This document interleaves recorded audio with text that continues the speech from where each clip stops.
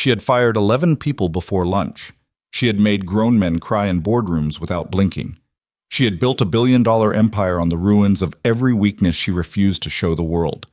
Isabella Hart did not ask for help. She did not say please. She did not need anyone. And she made sure everyone around her understood that, especially the one man who kept showing up no matter how hard she tried to break him.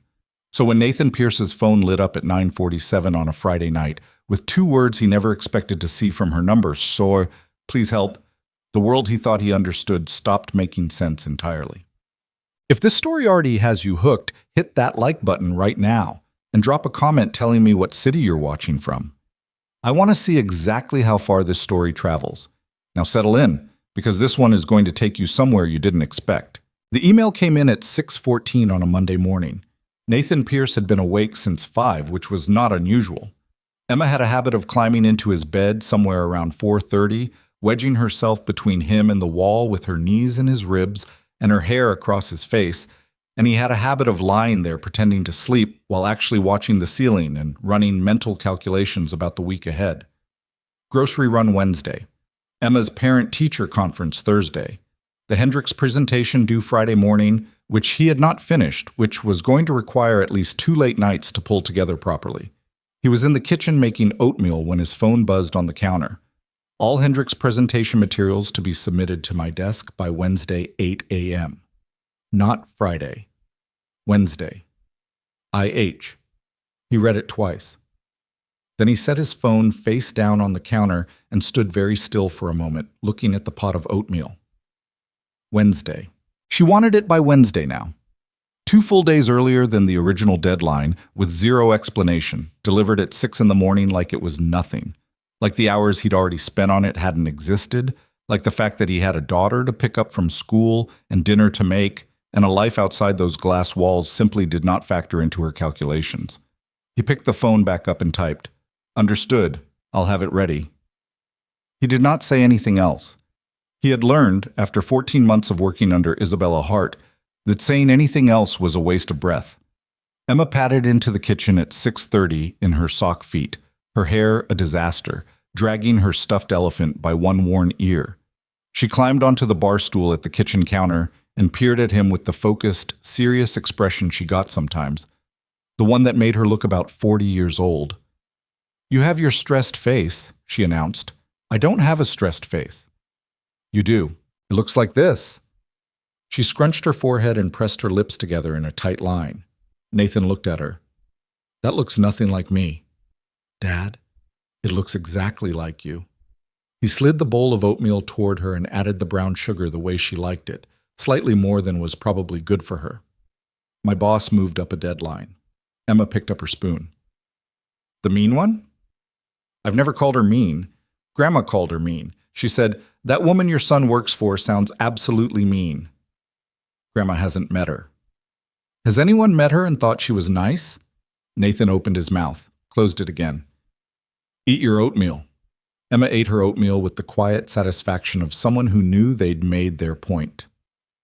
The offices of Hart Meridian occupied the top 4 floors of a building in the financial district that had been designed, Nathan was fairly sure, specifically to make the people inside it feel small. The lobby ceiling was 40 feet high. The elevators were mirrored on all 4 sides. The carpeting on the executive floors was the particular shade of charcoal gray that said, "We spent a great deal of money on this, and we want you to know it without us having to say so."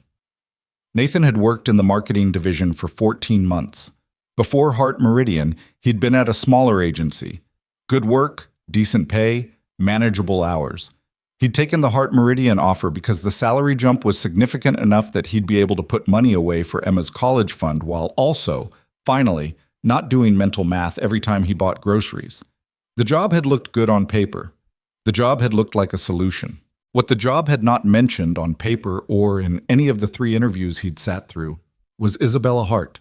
She was 30 years old. She had inherited Hart Meridian from her father at 26 and had spent the 4 years since then transforming it from a mid-sized consultancy into something considerably more formidable, with 4 offices across the country and a client list that read like a highlights reel of American corporate power. She had been profiled in 2 national business magazines. She had been called, in one of those profiles, a force of nature with a spreadsheet. What those profiles had not adequately conveyed was what it was like to actually work for her. She arrived at 8 every morning and expected everyone else to already be there.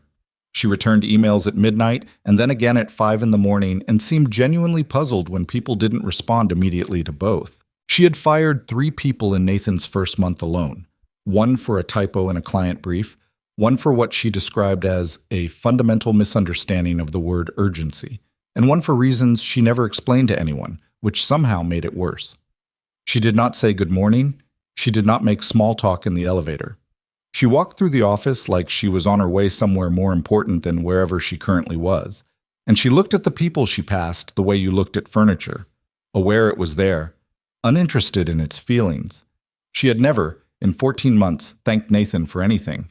She had, however, found approximately 47 ways to tell him when something wasn't good enough. He stayed until 9 on Monday night to start absorbing the deadline change. Marcus Webb, who had the desk next to Nathan's and had been at Heart Meridian for 3 years and therefore had the shell-shocked wisdom of a survivor, rolled his chair over around 7 and said, "You know she does this on purpose, right?" Nathan didn't look up from his screen. "Does what?" "Moves deadlines, waits until you've got momentum on something and then changes the parameters so you have to rebuild from a different angle. It's a test." "What's it testing?" "Whether you'll fold." Nathan considered this. "And if I don't fold?" "Then she moves the deadline again." Marcus stood up and grabbed his jacket from the back of his chair. "Go home, Pierce. You've got a kid. The Hendricks thing will get done or it won't, and either way she'll find something to criticize." "That's a bleak outlook." 3 years, Marcus said simply, and left. Nathan stayed until 9. He picked Emma up from his neighbor Carol's apartment. Carol was 62 and retired and had become, over the past 2 years, something between a babysitter and a grandmother figure, which Nathan was aware said something about the shape of their small life, and carried Emma the last half-block home because she'd fallen asleep on Carol's couch and he hadn't wanted to wake her all the way up. She was heavier than she used to be. He noticed that sometimes how she kept getting heavier, taller, more present in the world, and how he kept missing pieces of it because of late nights and moved-up deadlines and a boss who sent emails at 6 in the morning without apology. He laid Emma in her bed and stood in the doorway for a minute, looking at her. He had not planned for any of this to look the way it looked. He and Diane had planned for 2 incomes and a house with a yard by the time Emma started school, for weekend soccer games and summer road trips, and the ordinary solid shape of a life built together. What he'd gotten, instead, when Emma was 4, and Diane had sat across from him at their kitchen table and told him that she loved him, but she wasn't in love with him, and that she'd been quietly miserable for longer than she wanted to admit. What he'd gotten instead was a 1-bedroom apartment and a daughter who asked for her mom less and less as time passed, which was both a relief and a small recurring grief he'd never figured out what to do with. He'd figured out the rest of it. He'd learned to cook real dinners instead of living on takeout. He'd learned which of Emma's teachers to call when something was off at school and which parents to avoid at pickup because they wanted to talk for 45 minutes about nothing. He'd learned that Emma's nightmares were worse when she'd had too much screen time before bed, and that she would eat almost anything if you let her sprinkle cheese on it, and that she had a fierce, specific sense of justice that occasionally made conversations with her more philosophically demanding than conversations with his adult coworkers. He'd figured out how to be a father in a way he hadn't fully expected to have to figure out. He was still figuring it out. What he hadn't figured out was how to do all of that while also working for Isabella Hart. The Wednesday deadline passed. The materials were on Isabella's desk at 7:52 a.m., 8 minutes early, because Nathan had come in at 5 and spent 2 hours finishing the final section in the empty office with the cleaning crew moving through the background like quiet ghosts. Isabella did not acknowledge receipt. At 9:15, she called him into her office. Her office occupied the northeastern corner of the 31st floor.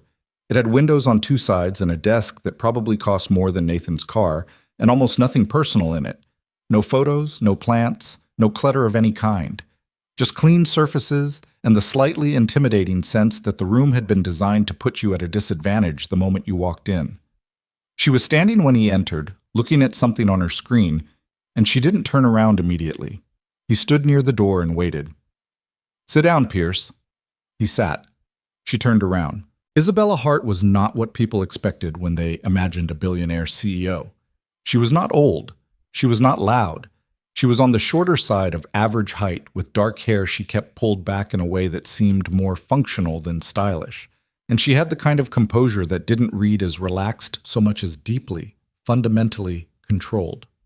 Like every expression that crossed her face had been approved in advance. "The Hendrix materials," she said, and picked up the printed brief from her desk. "Yes. The competitive analysis in Section 3. Right. You're missing the European market data." He'd known she was going to say that. He'd gone back and forth on the European data for an hour. It was technically outside the scope of what Hendrix had asked for, and including it would have added another 12 pages to an already dense document. He'd made a call. He said, "Hendrix is a domestic client." The brief specified North American scope. The brief specified North American focus, not North American exclusion. "I can pull the European data by Friday." I moved the deadline to Wednesday so I could review materials before the Thursday client call. She set the brief back down with a small, precise motion. "What I have now is incomplete." Nathan looked at her. He had learned over 14 months to keep his face fairly neutral in these moments. Not blank exactly, but controlled, nothing that could be read as either deference or defiance, which was a harder balance to maintain than it sounded. "I can have the European addendum to you by 6 tonight," he said. "That gives you tonight and tomorrow morning to review before the call." Something shifted in her expression. Almost nothing, barely a flicker. And she looked at him for a moment like she was deciding something. 6, she said. 6. "Don't be late." He stood up to leave. "Pierce." He turned. "The consumer behavior section." She paused, and this pause was strange, almost reluctant, like the next words cost her something she hadn't budgeted for. It was well structured. He waited. That was apparently all she was going to say. He nodded once and walked out. Marcus was at his desk and raised his eyebrows. Nathan sat down and opened his laptop. "How'd it go?" She said the consumer behavior section was well structured. Marcus stared at him. She complimented something? "I'm not sure it was a compliment so much as a factual observation." "Pierce, in 3 years she has never said anything was well structured to me. She told me once that my formatting showed a troubling indifference to the reader's time." "That does sound more like her." Nathan pulled up the European market data and got to work. "Yeah." Thursday was the kind of day that accumulated small wrongnesses until the total weight of them became significant. He spilled coffee on his keyboard at 8 in the morning, not enough to damage it, just enough to make the T key slightly sticky for the rest of the day, which turned out to be more psychologically irritating than he would have predicted. There was a 40-minute meeting about restructuring the Q4 campaign strategy that accomplished nothing except rescheduling itself for next week. His lunch, leftover pasta he'd brought from home in a container that he'd been mildly looking forward to, turned out to have gone bad sometime in the last 12 hours, which he discovered halfway through eating it. And then, at 3 in the afternoon, Richard Calloway arrived. Calloway was the senior director at Hendrix Industries, which meant he was the person who had the actual power to continue or end their contract with Hart Meridian. A contract worth, if the numbers that circulated in whispered speculation around the office were accurate, somewhere in the neighborhood of $4 million annually. He was in his mid-50s, well-dressed, and had the confident, slightly impatient energy of someone who had spent decades in rooms where people competed for his attention. He had not been scheduled. He had called Isabella's assistant at 2:30 and said he'd be coming by for a conversation, and the word conversation in that context carried the weight of something considerably more formal and consequential than the word usually implied. Nathan was not in the meeting. He was not senior enough to be in the meeting. He was, however, close enough to the glass-walled conference room to watch it happen. To see Calloway sitting with the posture of someone delivering news rather than receiving it, to see Isabella across the table with her hands folded in front of her, and her face doing the controlled composure thing while something moved underneath it that Nathan couldn't quite read from a distance. The meeting lasted 40 minutes. When Calloway left, he did not look like someone who'd had a productive conversation. He looked like someone who had come in with a position and maintained it. Isabella walked out of the conference room and went directly to her office without speaking to anyone. Her assistant, a quietly competent young woman named Priya, who had developed what Nathan privately thought of as a finely calibrated survival instinct, appeared at his desk 20 minutes later. "She wants you and Marcus in the small conference room, now." Marcus looked at Nathan. Nathan saved what he was working on and stood up. In the small conference room, Isabella was standing at the window when they entered. She turned around, and Nathan noticed something he didn't usually notice. She looked tired. Not disheveled, not visibly rattled, just tired in the way that had seeped through the composure and made itself faintly visible around the edges. "Callaway is considering pulling the contract," she said. Marcus made a sound that wasn't quite a word. "He has concerns about our Q4 projections for their retail division. He believes we've been too conservative." She moved to the table and laid a hand flat on it, looking down at nothing in particular. "He wants a revised strategic proposal by next Tuesday. Full rebuild of the retail projections with more aggressive growth modeling and a revised risk framework." "That's 5 days," Marcus said. "Yes. The original proposal took 3 weeks. I'm aware, Marcus." She looked up. "I need both of you on this full-time starting Monday. Nathan, I want you leading the growth modeling section. Your consumer data work on the Hendricks brief was strong. I want that same level of rigor on the projections." Nathan registered the second time in as many days that something complimentary had come out of her mouth in his direction. He didn't make a thing of it. "I can start framing the approach over the weekend if that helps." She looked at him with something that was almost, not quite, but almost surprise. "You don't have to do that. The weekend gives me time to think without interruptions. I'll have a framework ready for Monday morning." She was quiet for a moment. "That would help." It was not, Nathan reflected, walking back to his desk, how he'd planned to spend the weekend. Emma was going to have opinions about this. Emma was going to deploy the scrunched forehead, stressed face impression, and she was not going to be wrong. He told Emma over dinner on Thursday night. She was eating fish sticks, which she'd requested specifically and which Nathan had made alongside a salad she would eat approximately 1/3 of before declaring herself full. "I need to do some work this weekend," he said. "A few hours Saturday, maybe a few on Sunday. Carol said she'd hang out with you, or we could go to the park in the morning first." "Is it because of the mean boss?" "Her name is Ms. Hart." "Is it because of Ms. Hart?" Nathan ate a fish stick. "There's a big client situation at work. It needs extra time." Emma considered this with the deliberate thoughtfulness she brought to problems she'd decided were serious. "Will you lose your job if you don't do it?" "No, but it matters for the company." "Does the company matter to you?" He looked at her. She was 8 years old. She asked questions like this with complete sincerity, no guile, just the direct inquiry of someone who hadn't yet learned to pretend the obvious questions weren't worth asking. "The work matters to me," he said carefully. "The money matters because it takes care of us, and I don't like leaving things undone." Emma nodded slowly. "Okay, can we go to the park Saturday morning, the one with the good swings?" "Absolutely." "And can we get those breakfast sandwiches from the cart?" "That can be arranged." "Okay." She picked up another fish stick. "You should tell Ms. Hart that she should say thank you more. It costs nothing and makes people feel better." Nathan looked at his daughter for a moment. "I'll keep that in mind." "You won't tell her that." "I will not tell her that." "I thought so," Emma said, and ate her fish stick with the philosophical acceptance of someone who had learned to pick their battles. Good. He spent 4 hours on Saturday at the kitchen table after Emma and Carol had gone to the park, building a framework for the Hendricks retail projections that he thought was actually better than what they'd had. He worked the way he worked when Emma was asleep and no one was watching, without the performance of busyness that the office required, just him and the problem and the particular quiet satisfaction of a structure coming together. At one point his phone rang. He glanced at the screen, saw Hart Meridian, Maine, and answered it. "Pierce." Her voice was crisper on the phone than in person, if that was possible. "I'm looking at the Q3 retail benchmark data, and there's a discrepancy in the seasonal adjustment methodology. I need to know if you used the Henderson model or the modified Stern approach." A pause. "You're already in it." "I've been in it since 9 this morning. Another pause, different in quality.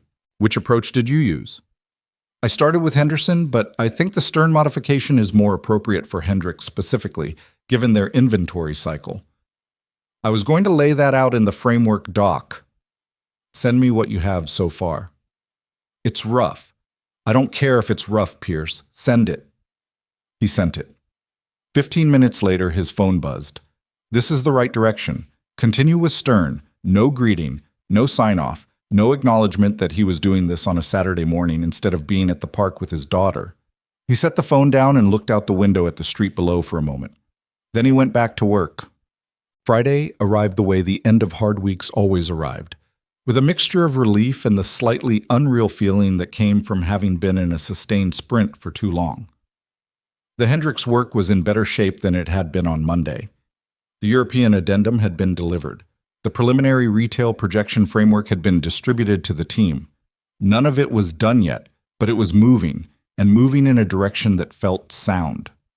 At 5 p.m, Nathan shut down his computer, collected his jacket, and allowed himself a moment of something approaching peace. Tonight was Friday. He was picking up Emma, and they were getting pizza. The kind from the place 3 blocks from their apartment that Emma had decided was the best pizza on earth, and that Nathan didn't have the heart to disagree with. And they were watching whatever movie Emma had been lobbying for all week, and for 2 consecutive days, no one was going to send him emails at 6 a.m. He said goodbye to Marcus, took the elevator down, and walked out into the early evening. Emma was spectacular company over pizza. She had recently developed an interest in marine biology, specifically, for reasons Nathan didn't fully follow, in the migratory patterns of whales. And she had information she needed to share about this at length, with great enthusiasm and occasional tangents about whether whales had feelings and what those feelings might be like. Nathan ate his pizza and listened and asked questions, and felt, in the specific uncomplicated way that these moments produced, genuinely happy. They were on the couch at 8:30, Emma leaning against him with her feet tucked under the blanket. The movie approximately 20 minutes in, when his phone lit up on the coffee table. He glanced at it without picking it up. Unknown number. A text. He would have left it until morning, except that it came in twice, 2 messages in quick succession. He reached for the phone out of mild reflex more than anything. The first message was 3 words. This is Isabella. The second message was 2. Please help. He looked at the screen for a moment. Emma hadn't noticed. She was watching the movie with the focused attention she gave things she'd chosen. Please help. He looked at it again. In 14 months, Isabella Hart had never asked him for anything. She had assigned, directed, demanded, moved deadlines, called on Saturday mornings without preamble. She had not, in any form or context, said please. He typed, "What's wrong? Where are you?" The reply came back almost immediately, and it was an address, a bar in Midtown, the name of the street, with nothing else. He sat there for a moment with the phone in his hand. Emma glanced up at him with the peripheral awareness kids developed when adults went still. "What is it?" "Someone from work might need help." Emma studied his face with the same careful evaluation she'd brought to fish stick diplomacy earlier in the week. Bad help or normal help? "I don't know yet." He reached over and squeezed her shoulder. "Let me see if Carol can come sit with you for a bit. I might need to go out for an hour." "Is it Ms. Hart?" He didn't answer right away, which was, he realized, its own kind of answer. Emma looked at him steadily. "You should go," she said. If she said please, she probably means it. Tent. He got there in 20 minutes. The bar was nicer than the name suggested from the outside. Dark wood, low lighting, the kind of place that charged $14 for a cocktail and didn't put prices on the menu. Nathan stood in the doorway for a moment, scanning the room before he found her. She was in a booth near the back, and she looked nothing like herself. He wouldn't have said Isabella Hart was ever a person who looked like she needed anything. She moved through the world with a precision that left no visible seams, no edges where need might get in. What he saw in that booth was someone he didn't entirely recognize. Her jacket was off, her hair loose in a way he'd never seen it, and she was on what was clearly not her first drink. The glass in front of her was nearly empty, and she was holding it with both hands with the deliberateness of someone who wasn't fully trusting their own grip. She saw him before he reached her. Something moved across her face that was gone before he could name it. Relief, maybe? Or the immediate guarded regret of someone who'd made a call in a vulnerable moment and was now questioning the decision. "You came," she said. "You asked." He slid into the booth across from her. Up close, she looked worse.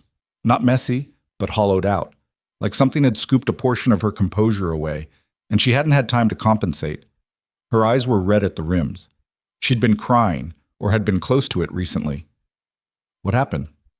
She looked down at her drink. Nothing happened, She stopped. "I don't know why I texted you." "Okay." He signaled a passing server and ordered a water for her and a coffee for himself. "How many have you had?" "That's not... You don't have to be here, Pierce. This was a mistake." "You said please," he said. "You've never said please to me in 14 months. I figured that made it worth showing up." She looked at him then. Really looked at him. Which was different from the way she usually directed her gaze at him in professional settings.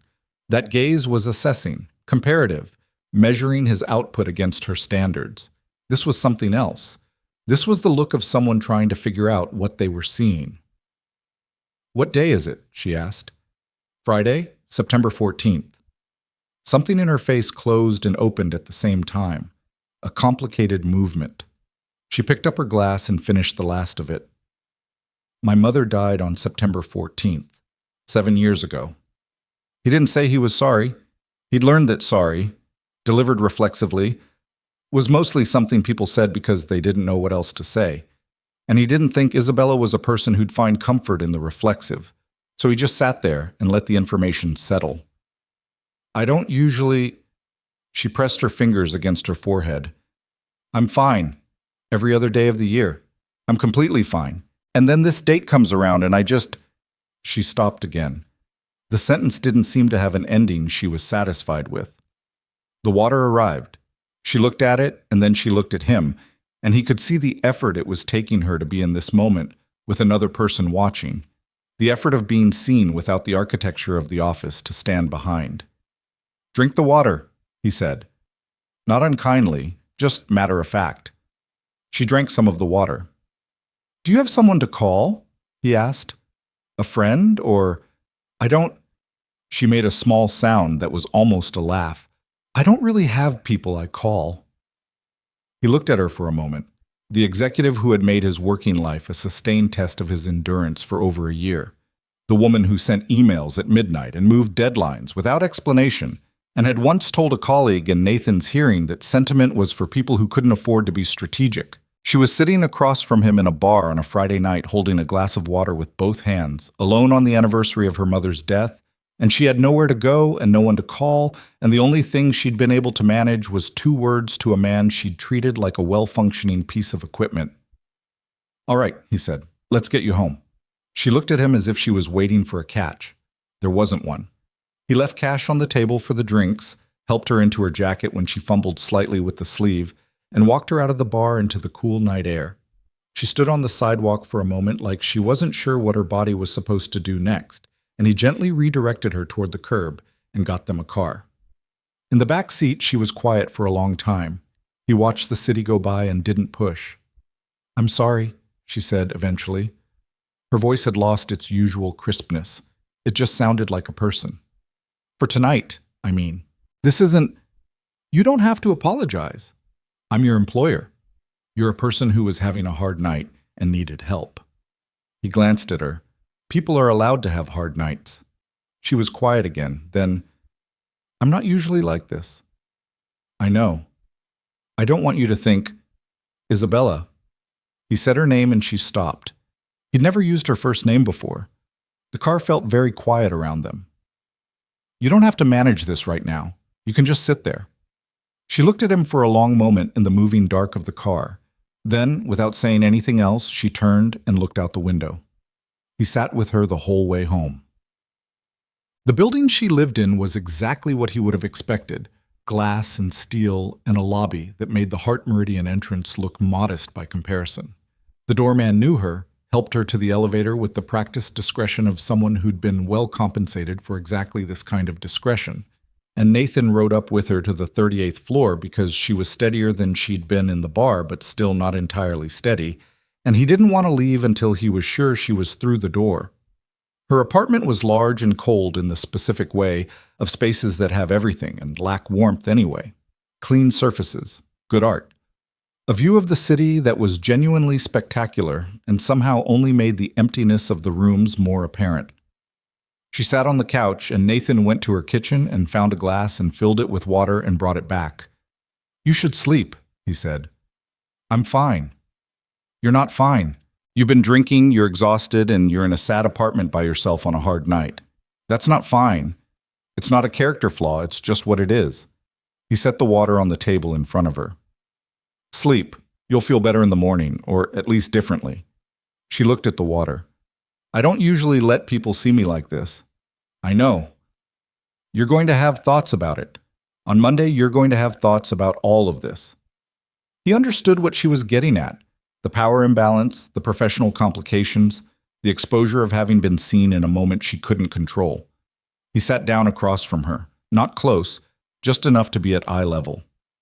"What I think," he said, "is that you texted someone for help when you needed it, and that took something. And I think you probably don't do that easily." He paused. "And I think on Monday we'll both just go back to work." She was quiet for a long moment. Outside, the city pressed its light against the floor-to-ceiling glass, 38 floors of it, enormous and indifferent. "She used to make tea," Isabella said. Her voice was different, quieter, with a quality he hadn't heard in it before. "My mother. Every night. It didn't matter what had happened during the day, there was always tea at the end of it. The whole apartment would smell like it." She paused. "I don't know why I can't just let the day go by." He didn't say anything. He just let her have the sentence. "She would have hated my apartment," Isabella said, and something in her voice cracked very slightly at the seam, and she pressed her lips together against it. "She always said people needed things growing in their homes. Plants. She had plants everywhere." A silence. "I've killed every plant I've ever had." "Plants are hard," Nathan said. Something that wasn't quite a laugh moved through her. "No, they're not. You just have to remember to water them." "My daughter has a cactus she named Gerald," he said. "She waters him every single day. Too much. She's been watering Gerald with enormous devotion for 4 months, and Gerald is not thriving." This time it was actually a laugh. Small, surprised, helpless. It broke across her face like it wasn't used to being there. "Gerald." She decided he needed a distinguished name because cacti live for a very long time, and she didn't want him to have a name he'd outgrow. Isabella looked at him with the ghost of the laugh still on her face, and she seemed, for just that moment, entirely different from the person who had sent emails at 6 in the morning and told him his analysis was missing European market data. She seemed like someone who had once had a mother who made tea and kept plants, and who had been carrying the absence of that for 7 years without putting it down. "You should go home to her," Isabella said. "Carol's with her. She's fine." Still. She picked up the glass of water. "Go home, Pierce." He stood. "Will you be all right?" She looked at the water. "I'm always all right." He didn't push that. He walked to the door, and he was almost through it when she said his name. He turned. "Thank you," she said. It was a simple sentence. 2 words, nothing extraordinary. But in 14 months, 3 moved deadlines, 11 fired colleagues, and 47 variations of "this isn't good enough," she had not once said those words to him. And something about the way she said them now, quietly, without looking away from the window, made him understand that for her, they cost something real. "Get some sleep," he said, and pulled the door closed behind him. He stood in the hallway for a moment, listening to the building's silence. Then he went home to his daughter. Emma was asleep when he got back, tucked into her own bed for once, instead of migrated into his. Carol was on the couch with a book and raised her eyebrows when he came in. "Everything all right?" "Yeah," he said. "Just a situation that needed handling." "With that boss of yours?" He thought about Isabella in the bar, holding her glass with both hands. He thought about her saying she would have hated my apartment in that voice that had cracks running through it. He thought about thank you, and what it cost someone who didn't say it. Yeah, he said. She's going through some things. Carol studied him with the experienced gaze of a woman who had lived long enough to know when someone was simplifying. You're a good man, Nathan Pierce. I just showed up. That's usually what being a good man amounts to, Carol said, and put on her coat and went home. Nathan stood in the quiet apartment. Emma's elephant was on the floor beside the couch where she'd left it. The leftover pizza was in the fridge. The movie they'd started was still paused on the television. Emma must have turned it off before she fell asleep, which she rarely did. She usually fell asleep during things and let them run. He turned off the TV. He washed the dishes from dinner. He stood at the kitchen window for a while, looking at the street below, at the ordinary Friday night movement of the city, people coming and going from nowhere in particular to nowhere that was going to change anything. He thought about Emma's question in the car. If she said please, she probably means it. 8 years old, and she'd understood something in about 4 seconds that had taken him a moment to process. He went to bed. He lay there looking at the ceiling. Tomorrow, he'd be at the park with Emma and the breakfast cart in the swings, and he'd push her too high and she'd scream with delight and tell him to go higher. And everything would feel like it always felt on good Saturday mornings, simple and sufficient and enough.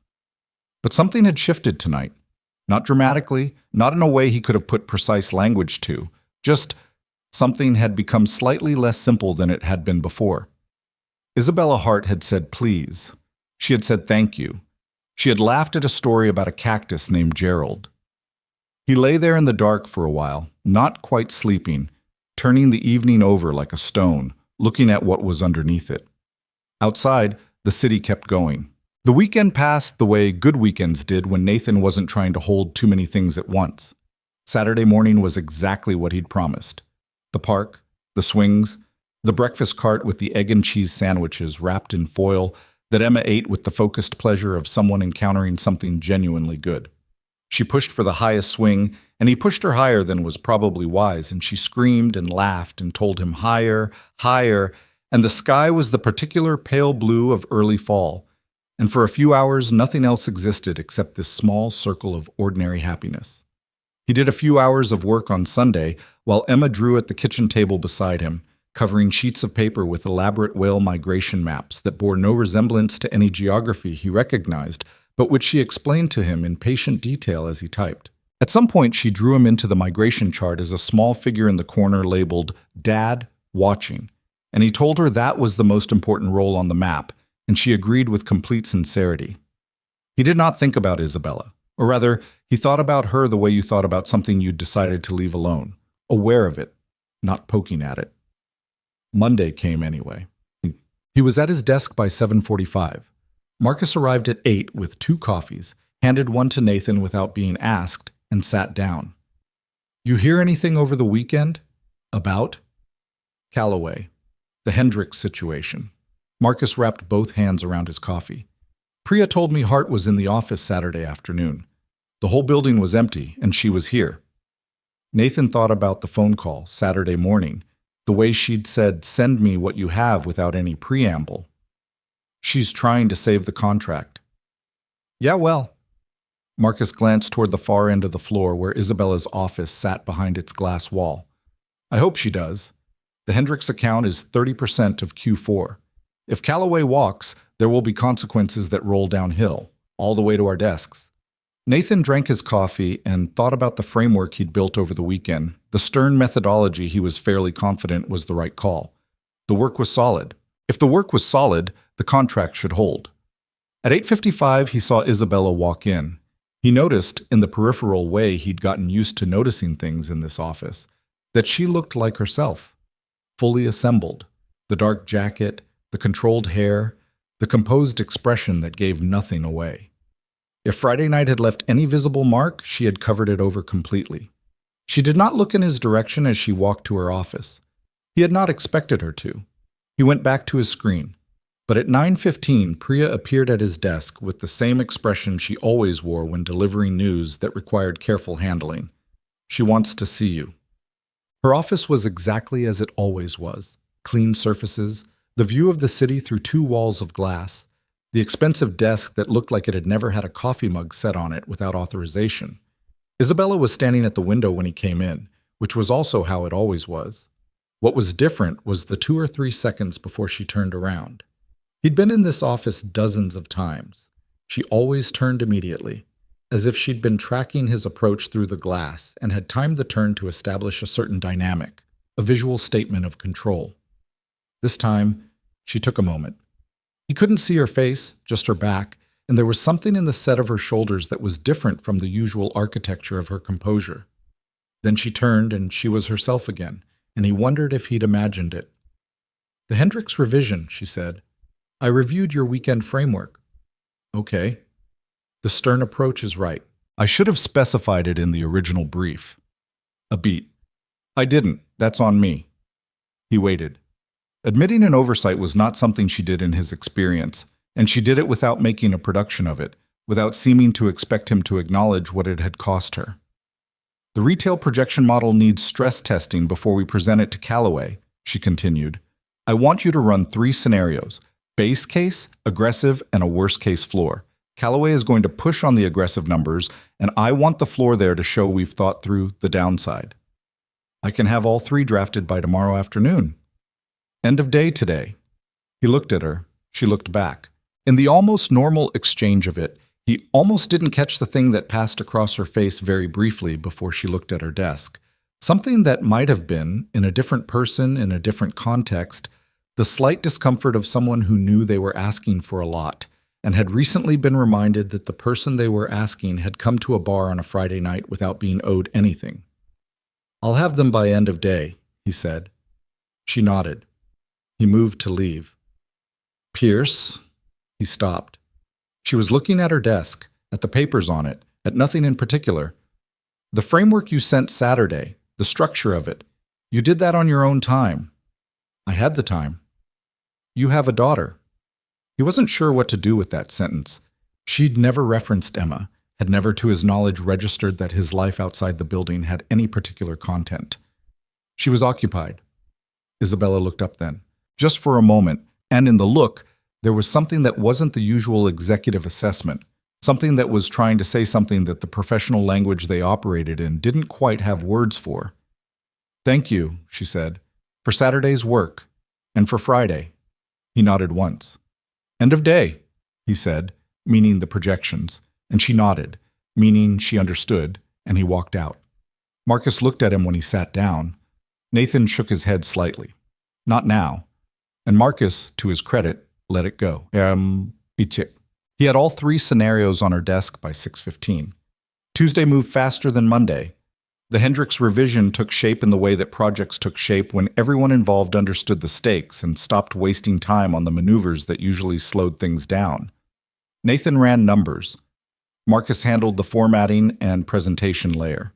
Priya coordinated the document flow with Isabella's edits, which came back quickly and were, for once, surgical rather than comprehensive. She was adjusting, not rebuilding, which meant the foundation was holding. At 3 o'clock on Tuesday, Richard Callaway called. Nathan wasn't in the room for that either. He was at his desk, running a final check on the worst-case floor numbers, when he heard, not through the glass, but through some atmospheric change in the office. The kind of shift that moved through an open-plan floor when something significant was happening. That Callaway had called rather than visiting in person. A phone call was different from a visit. A visit was leverage. A call could be anything. It was 22 minutes. Nathan timed it without intending to, the way you timed things when you were trying not to pay attention to them. At the end of the 22 minutes, Priya appeared in the doorway of Isabella's office, and her expression was one Nathan hadn't seen before. A genuine, unguarded relief that she quickly reassembled into professional neutrality. Marcus rolled his chair over. "Tell me that's a good face." "I don't know what face that is." But then Isabella's office door opened and she came out. And she did the thing she almost never did. She stopped in the middle of the floor, where people could see her, and she addressed the room without calling a formal meeting. "Callaway has agreed to continue the contract through Q1 pending review of the revised projections." She said it directly, without performance, the way you stated a fact. "The revised proposal was strong work. Thank the people who built it." And then she looked at Nathan for just a moment. Not long, not demonstratively, just the small specific acknowledgement of looking, before she went back into her office. Around him, people exhaled.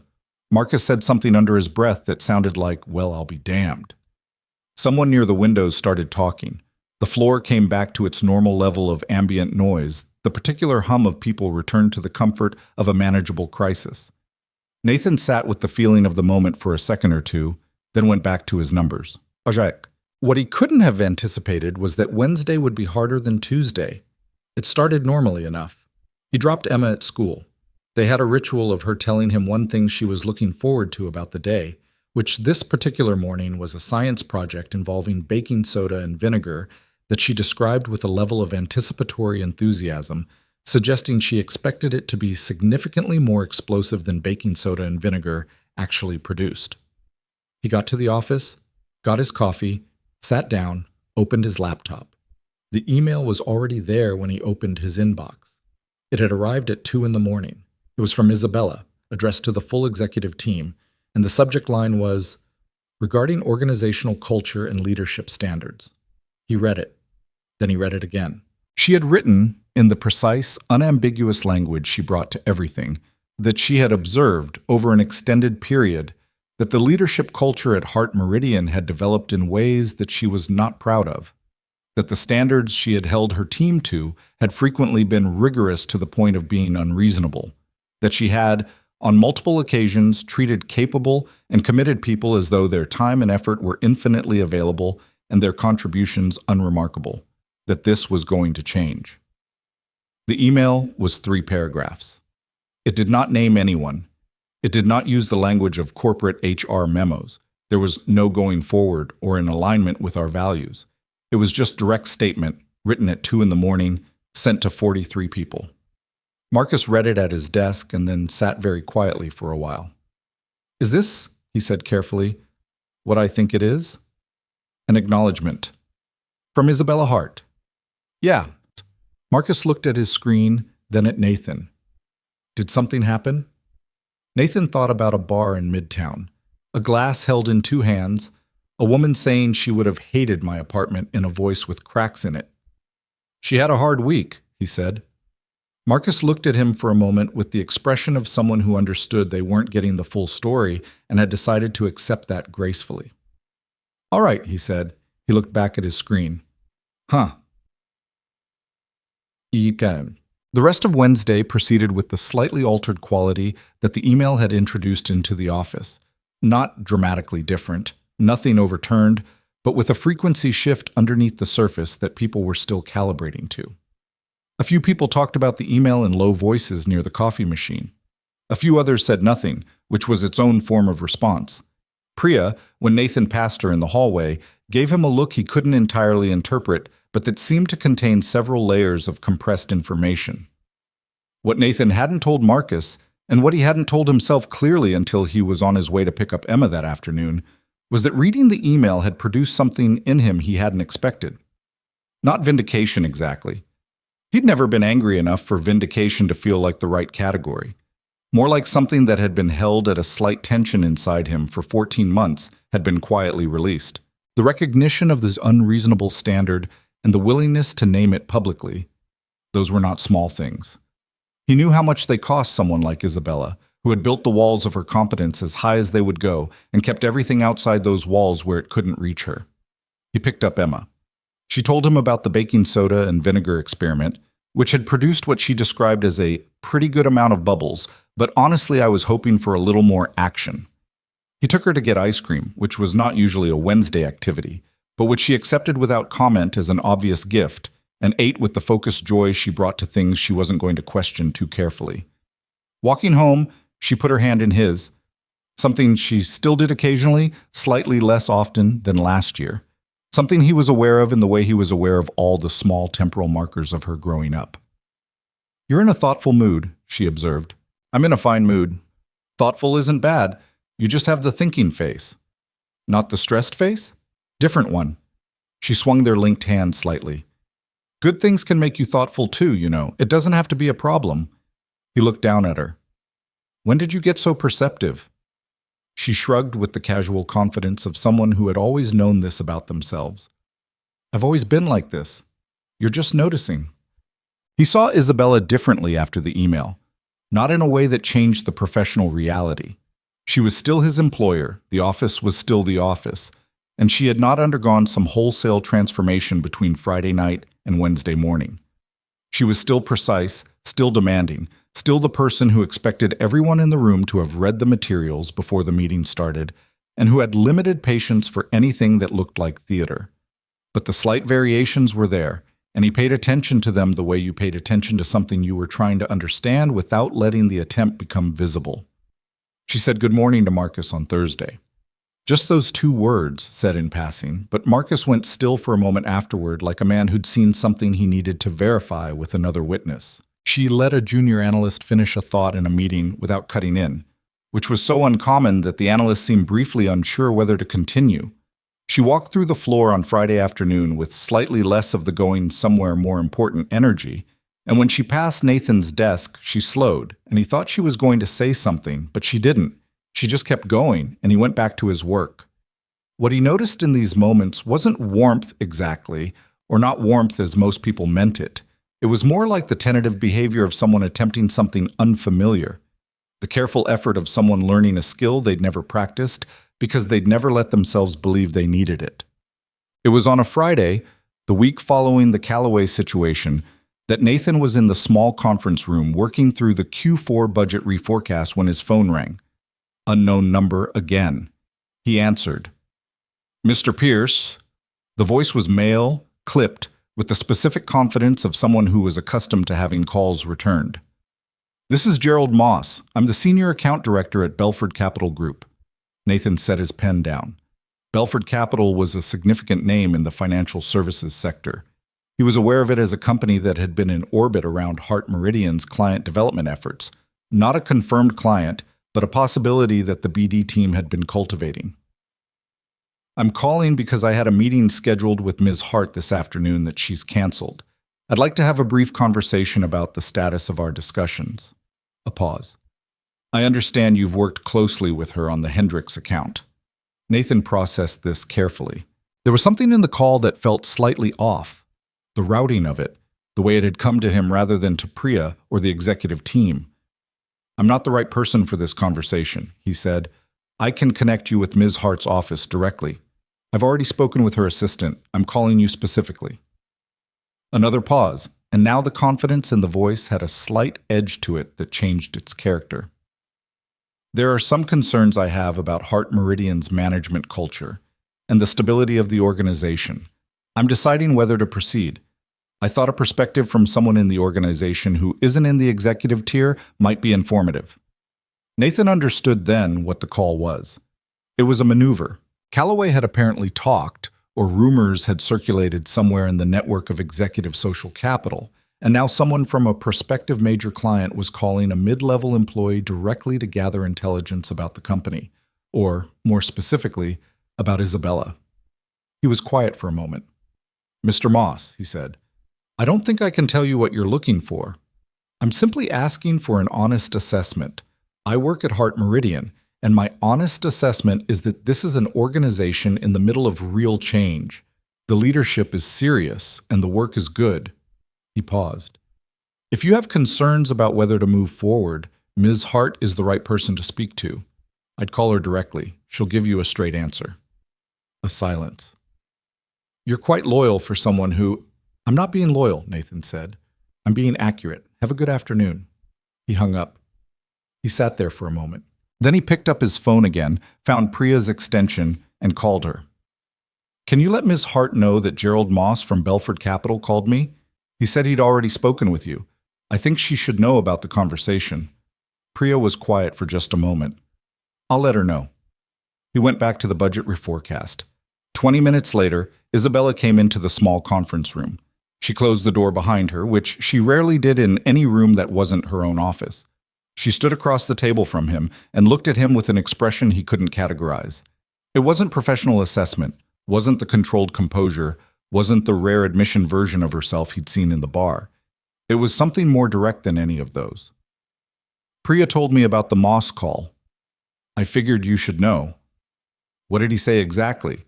Nathan repeated it accurately, including the part about management culture and organizational stability.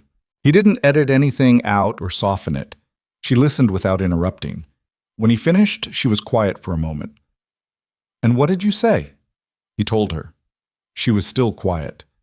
The afternoon light came through the conference room window at an angle, and she was half in it, and she looked for a moment less like the executive of Heart Meridian and more like a person who was doing a private calculation about something they hadn't finished deciding yet. "You didn't have to do that," she said finally. "He was trying to use me as a way around you. I didn't want to be that. Most people would have been flattered by the access. I'm not interested in that kind of access." She looked at him steadily. "Why not?" It was a real question, not rhetorical, not a maneuver. She genuinely wanted to know. He considered it for a moment. "Because it would have meant getting something by making things worse for someone else. That's not a trade I want to make." He paused. "Also, the work here is actually good, and it would have been dishonest to imply otherwise." Something shifted in her face, not dramatically, just a slight recalibration. She looked like someone adding a piece of information to a picture they'd been assembling for a while. "Thank you," she said. For the third time in 10 days, she said it, and it still seemed to cost her something, and she still didn't look away when she said it. "I'll call Moss directly," she said. "If he wants honest, I'll give him honest." "He'll respect that more than anything," Nathan said. "In my experience, people who ask questions like that aren't actually trying to get information. They're testing whether anyone will push back." She looked at him for a moment. Where does that insight come from? He thought about Diane at the kitchen table, telling him she'd been quietly miserable, and how long she'd waited for him to push back, to name what he was also seeing, to stop pretending the picture was fine. He thought about Emma asking, is it because of the mean boss with no guile at all, just the straightforward instrument of a child who hadn't learned to look away from the obvious? "People I've known," he said simply. She nodded. Something in her held that for a moment, and he thought she was going to say something else. The way she'd hesitated in the car and in her apartment when things were rising to the surface that she didn't quite have the architecture to contain. But she just said, "Good work this week," and opened the conference room door and went back to her office. Saturday came and he took Emma to the farmer's market in the neighborhood, which had been running through September, and this was one of the last weekends it would be open. Emma wanted apples. She'd decided recently that apples were her fruit, and she had opinions about which kinds were worth having. And they moved through the market slowly in the mid-morning crowd, and Emma made considered decisions about produce with a seriousness Nathan found genuinely endearing. She was comparing two varieties of apple, an exhibition of focused deliberation, when she said, without looking up from the apples, "You seem lighter this week." He looked at her. Lighter? Like something got less heavy. She picked up a Honeycrisp and turned it over in her hands. "Was it work?" "In a way. A hard situation got a little better." "Because you helped?" "I think so. Maybe." Emma put the apple down and picked up another one. "I think helping is good for you," she said. "Like, personally. Not just for the person you helped. It makes the helper feel better too, usually." He watched her deliberate over the apple. 8 years old, marine biology enthusiast, philosophical observer of the human condition, owner of a struggling cactus named Gerald. "Yeah," he said. "I think you're right about that." Emma selected 3 Honeycrisps and handed them to him to carry. "Obviously," she said, and moved on to the next stall. He stood there for a second with 3 apples in his hands, watching his daughter walk ahead of him in the morning light, and felt something he recognized as uncomplicated happiness. The kind that didn't require examination, that just sat in the chest and was what it was. He followed her through the market, and the morning was ordinary and good, and the week was behind them. He didn't think about what came next. Not yet. He let the morning be the morning, and the apples be the apples, and his daughter be his daughter. The one constant, fixed and true, in the middle of everything else that kept shifting into something he hadn't expected. The thing about institutional memory was that it was long and it was specific. Heart Meridian had been operating under a particular set of conditions for 4 years. The 4 years since Isabella had taken the company over and rebuilt it in the image of her own standards, which were high and unforgiving and not especially interested in the feelings of the people trying to meet them. The people who had survived those 4 years had survived by developing a finely calibrated ability to read the atmosphere of the 31st floor the way sailors read weather.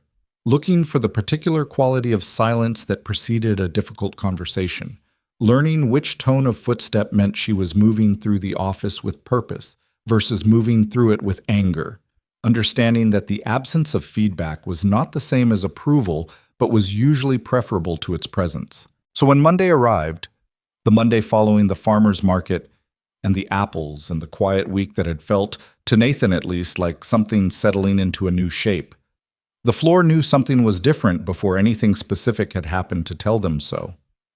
It started with the meeting notice. Priya sent it at 8:15, all staff, conference room A, 9 o'clock. No subject, no agenda, just the summons, arriving in everyone's inbox with the blunt brevity of something that had been decided rather than planned. Marcus stared at his screen. All staff. I see it. She's never called an all staff before. Not once in 3 years. He looked at Nathan. Not when we lost the Delacroix account. Not when she fired the entire analytics team in one afternoon. Not ever. Nathan poured his coffee and didn't say anything. Do you know something I don't know? I know the same thing you know. Nathan. He looked at Marcus over his coffee cup. Marcus had the expression of a man who had been watching a slow-developing pattern for several weeks and was now attempting to verify his read of it. Nathan liked Marcus, had, over 14 months, come to trust his judgment and his discretion in a way that didn't come easily in offices where information was currency. But this was not his story to tell. I genuinely don't know what the meeting is, he said, which was true. Marcus studied him for another moment, then looked back at his screen. All right, he said, and left it alone. Conference room A was the largest meeting space on the 31st floor, a long rectangular room with a table that seated 20 and chairs along the walls for overflow. At 9 o'clock, every chair was filled and people were standing along the back wall. The entire marketing division, the analytics team, the project managers, the junior coordinators, Priya and the other executive assistants. A handful of people Nathan recognized from the finance floor who had apparently been included in the summons as well. The room had the specific quality of a space full of people who were all pretending to be relaxed. Isabella came in at 9:02, which was itself unusual. She was punctual to the point of arriving slightly early as a statement. She came in at 9:02 with a legal pad in her hand that she set on the table and didn't look at again, and she stood at the head of the room and looked at the assembled faces without any warm-up. I'm going to be direct, she said, because that's the only way I know how to do this. The room, already quiet, went a quality quieter. I've been the kind of leader who believed that high standards justified almost any method of enforcing them. I told myself that the results spoke for themselves, that the people who couldn't keep up would find better fits elsewhere, and that the discomfort of working under pressure was simply the cost of building something serious. She paused, and it was not a theatrical pause. It was the pause of someone who had prepared what they wanted to say and was now actually saying it and finding the distance between preparation and execution. I was wrong about several of those things, not about the standards, but about the methods. Nobody moved. Over the past few weeks, I've had reasons to look at what I've built here more clearly than I had before. What I saw was that I've been operating on the assumption that people's capacity for work is essentially unlimited if the stakes are high enough. That assumption has cost this company some genuinely good people, and it has cost the people who stayed more than they should have had to pay. She looked around the room, not performing the look, just actually doing it, taking in faces. That changes. It changes starting today, and it changes in specific ways, not in the general language of intentions. She laid out 3 things: restructured deadlines with a mandatory 72-hour notice for significant changes, a formal review process for personnel decisions that would require documentation and a second approval, and a senior leadership position, a new role, Director of Strategic Marketing, with expanded scope and authority and a salary adjustment to match, that she was creating and that she was offering, effective immediately, to Nathan Pierce. The room absorbed this in stages. Nathan sat very still. He was aware of Marcus beside him going completely motionless, and of several other people turning to look at him, and of the particular ringing quality of a silence that follows something unexpected. Isabella was looking at him directly. Pierce, do you want to respond to this now or after? He had not known this was coming. He had not, in the architecture of what he'd understood to be happening over the past 2 weeks, built a scenario that included this specific development. He was aware that the entire room was waiting and that whatever he said would become part of the institutional memory of this floor for as long as any of these people worked here. After, he said. She nodded. Then that's the meeting. She picked up the legal pad. Back to work. People moved. The room unfolded into the particular noise of 40 people all processing the same information in simultaneous and divergent ways. Careful conversation, deliberate silence, the movement of people trying to look like they weren't rushing to find a private corner to discuss what they'd just witnessed. Marcus put a hand briefly on Nathan's shoulder as he stood up, said nothing, and moved toward the door. Nathan stayed seated for a moment after the room had mostly emptied. Priya appeared in the doorway and said, "She said whenever you're ready." He nodded. He sat there for another minute. Then he stood up and went to her office. She was at her desk when he came in, standing behind it rather than sitting, which he'd noticed was something she did when a conversation was going to require her to hold a position. Like standing gave her something a chair didn't. He sat down across from her without being asked. "You didn't know," she said. It wasn't a question. "No. I should have told you separately before the meeting. That was a choice I made wrong." She said it flatly, without dressing it up. "It was more important to me that the public acknowledgement happened publicly, and I prioritized that over giving you advance notice. It wasn't fair to you." He looked at her. "Why publicly?" "Because the problem was public. The way I treated this team, the way I treated you specifically, that was visible to everyone on this floor. Saying it privately would have been easier. It also would have been a way of containing it, and I didn't want to contain it." She paused. "I wanted the people who watched it happen to hear me say it was wrong." He was quiet for a moment. There was a version of this conversation he could have in which he was skeptical, in which he read this as strategy, as image management, as Isabella Hart rebranding herself in response to the Calloway situation or some other external pressure. He'd thought about that version over the past 2 weeks. He'd turned it over and looked at its underside. What he kept coming back to was the bar, the way she'd held the glass, the way she'd said she would have hated my apartment in a voice with nothing performed in it. Whatever Isabella Hart was or was not, she had not been performing on September 14th in that booth. And the woman who had not been performing then was continuous with the woman who had sent an email at 2 a.m. and stood in a conference room and said, "I was wrong about several of those things" to 40 people without looking at her notes. "The role," he said. "Yes. Tell me what it actually is. Not the title. What it is." She sat down then. She opened the legal pad to a page that had actual notes on it. Not bullet points, he noticed, but paragraph form writing, the way someone wrote when they were thinking rather than summarizing. "The marketing division needs a layer between the team and me that I'm currently occupying and shouldn't be. Someone with enough authority to make real decisions on client work without routing everything upward. Someone who can push back when the direction is wrong." She looked at him. "You've been doing a version of that job without the authority or the compensation. I want to make it official." "What does it pay?" She told him. It was significantly more than what he was making. It was, actually, the kind of number that rearranged things. The kind of number that meant Emma's college fund was no longer a slow accumulation, but something that could become real in a reasonable time frame. The kind that meant the mental arithmetic at the grocery store could stop. "Flexible schedule," he said, "within reason.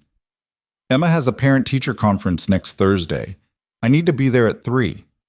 "Then be there at 3. He looked at her. "You're not going to tell me to reschedule." "I'm not going to tell you to reschedule a parent-teacher conference." She held his gaze. "I'm going to tell you to do the job. And the job includes being a father, and those two things don't have to be at war with each other. I made them that way. I'm trying to unmake it." He sat with that for a moment. "I need to think about it." "Of course. Not because I'm uncertain, because decisions like this deserve a day." "Take the day." He stood up. He was at the door when something made him stop and he turned around. She was looking at her legal pad, but he thought she hadn't actually been reading it since he stood up. She'd been waiting to see if he was going to say something. "Isabella." He used her name again, and again it seemed to register. A small shift in her posture, the slight thing that happened when the architecture of a professional relationship acknowledged that it had become something more complicated. What you did today, in the meeting, he paused. That took something real. She looked up from the pad. I know it's not the kind of thing you do easily, he said, and I know there were probably 10 easier ways to handle this that would have gotten you the same result on paper. So, he stopped. He wasn't sure he had a clean ending to the sentence. I just wanted to say that. She held his gaze for a moment, and the thing he saw in her face was not the controlled composure version of her, and it was not the hollowed-out version from the bar. It was something that was trying to simply receive what he'd said without immediately converting it into something manageable. Thank you, she said.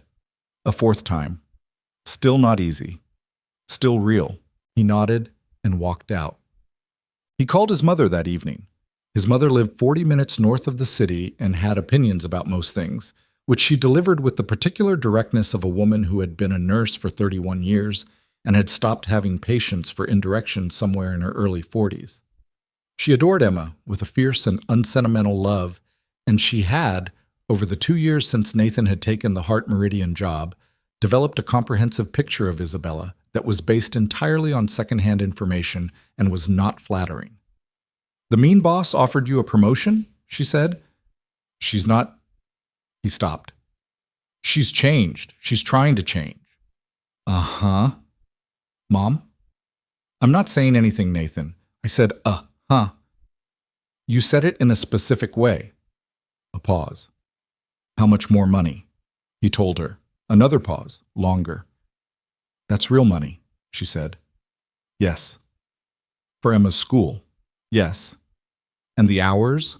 You'd still be there for her? That's part of the arrangement. I was explicit about it. His mother was quiet for a moment in the way that meant she was doing her own calculation, weighing the things she wanted to say against the things she thought was useful to say. You sound different, she said finally. Different how? Like you did before. A pause. Before Diane. Before all of it. Like you sound when you're engaged. When something's got your attention in the good way, not the survival way. He stood at the kitchen window with the phone against his ear. Emma was at the table doing homework, her pencil making the small scratching sound it made when she was actually working rather than thinking about working. It's a good opportunity, he said carefully. I'm sure it is. His mother's voice had the warmth she didn't always let show directly. Take the job, honey. And take care of yourself while you do it. I always take care of myself. You take care of Emma. That's not the same thing. A beat. I'll see you both Sunday? Sunday, he confirmed and hung up. Emma looked up from her homework. Was that Grandma? Yeah. Does she still think Ms. Hart is mean? She's updating her assessment. Emma seemed to consider whether this was satisfying. Tell her Gerald is still alive, she said, and went back to her homework. Barely, but alive. He accepted the position the next morning. He walked into Isabella's office at 8:50 and said, yes, and she said good, and that was essentially the whole conversation, which was somehow right for both of them. What followed were 2 weeks of transition that were harder than Nathan had anticipated, not because the work was difficult, but because authority was a different thing to carry than competence. He'd been good at his job as a senior analyst. He knew his limits and his strengths and the shape of his contribution.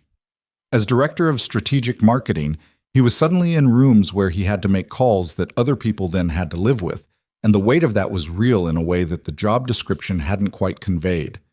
He made 2 decisions in the first week that turned out to be right and one that turned out to be wrong. The wrong one was a client communication strategy on a mid-size account that he'd approved without sufficient pushback on the timeline, and when it collapsed under the pressure of an accelerated deadline, the kind of deadline, he noted with dark irony, that he'd spent 14 months absorbing from the other side, he had to sit across from the team and say clearly that he'd missed something, and here was how they were going to fix it. Marcus, watching this, said afterward, "You know what's interesting? You apologized and then immediately stopped apologizing. Is that interesting?" The previous regime, Marcus said carefully, would have either not apologized or apologized in a way that was actually an extended explanation of why it wasn't really an apology. You just said it and moved on. He paused. It was very normal. It was good. Nathan thought about that for a while. He thought about it partly because it pointed to something he was becoming more conscious of as he settled into the role. That the culture of a team was not an abstract thing. It was made of 10,000 small daily choices about how you handled being wrong and how you handled being right and what you communicated when you were under pressure. He'd spent 14 months being compressed by a culture that had been shaped entirely by one person's worst managed qualities. He was now, whether he'd chosen it as a mission or not, in a position to shape something different. He had a conversation with Isabella about this on a Thursday afternoon, the kind of conversation that had become, quietly and without either of them formally deciding it was happening, a semi-regular occurrence. She would stop by his desk or call him into her office or appear in the conference room doorway, and they would talk about work in the way that people talked about work when they were also using it to say other things. The Carver account team, he said, 2 of the junior analysts are doing exceptional work and they have no idea because nobody's told them. That's a management failure. Whose? Mine historically, yours now, she paused. What would you do? Tell them, specifically. Not a general good job, but exactly what they did and why it mattered. He looked at her. You did that with me, eventually. The consumer behavior section was well structured. You said it once, and it was oddly more meaningful than 3 years of generic praise from somewhere else might have been. She was quiet for a moment, and he could see her processing the information that something she'd said, almost against her will, almost as if the words had escaped, had mattered to him. I'll keep that in mind. With the junior analysts. Yes. A pause. And noted. In general. It was the kind of exchange that lived in the space between professional and personal, that was technically about work, and was also obviously about something slightly larger than work. They'd been having more of them. He'd been noticing. Yeah. 3 weeks into the new role, Emma got sick. It started on a Tuesday. A scratchy throat that Emma reported in the morning with the professional detachment of someone doing an honest symptom inventory, which was how she handled illness generally. Not complaining, just reporting. By the time Nathan picked her up from Carol's that afternoon, it had become a fever. Not high, but persistent. And she was the specific kind of tired that children got when their bodies were actively fighting something. The boneless, heavy tired that made them want to be carried, even when they were technically too big for it. He carried her anyway. She had soup for dinner, the canned kind she liked, tomato, which was not nutritionally ideal but which she would actually eat when she was sick, and which Nathan had long ago decided was not a battle worth fighting when she had a fever. He set her up on the couch with the blanket she liked and her elephant and put something on television that didn't require attention, and she fell asleep by 7:30. He worked at the kitchen table while she slept, the monitor from her room angled so he could hear if she woke. He sent his mother a text. He checked Emma's temperature at 9. Still there, same low grade. And went to bed late and slept lightly, the half-sleep of a parent with a sick kid that was less about rest and more about staying available. Wednesday she was worse. The fever had climbed slightly. She was congested and her voice had gone to the specific hoarse whisper that Emma got when she had something respiratory. He called the school, called Carol to explain, and called work to let Priya know he'd be remote. He sent Isabella a message. Emma's sick, working from home today, available by phone and will have the Brennan materials by end of day. The reply came back within a few minutes. Understood. Take care of her. 4 words. Not make sure the Brennan materials are actually there by end of day or loop in Marcus on the client call. Just take care of her. He read it twice and set his phone down. Emma woke up around 10, slightly more alert than the night before. He made her the tomato soup again and sat on the couch beside her while she ate it, her legs across his lap, the elephant wedged between her and the armrest. My throat feels like sandpaper, she reported. I know, drink more water. Water doesn't help sandpaper throats. It actually does, physiologically. How? He explained.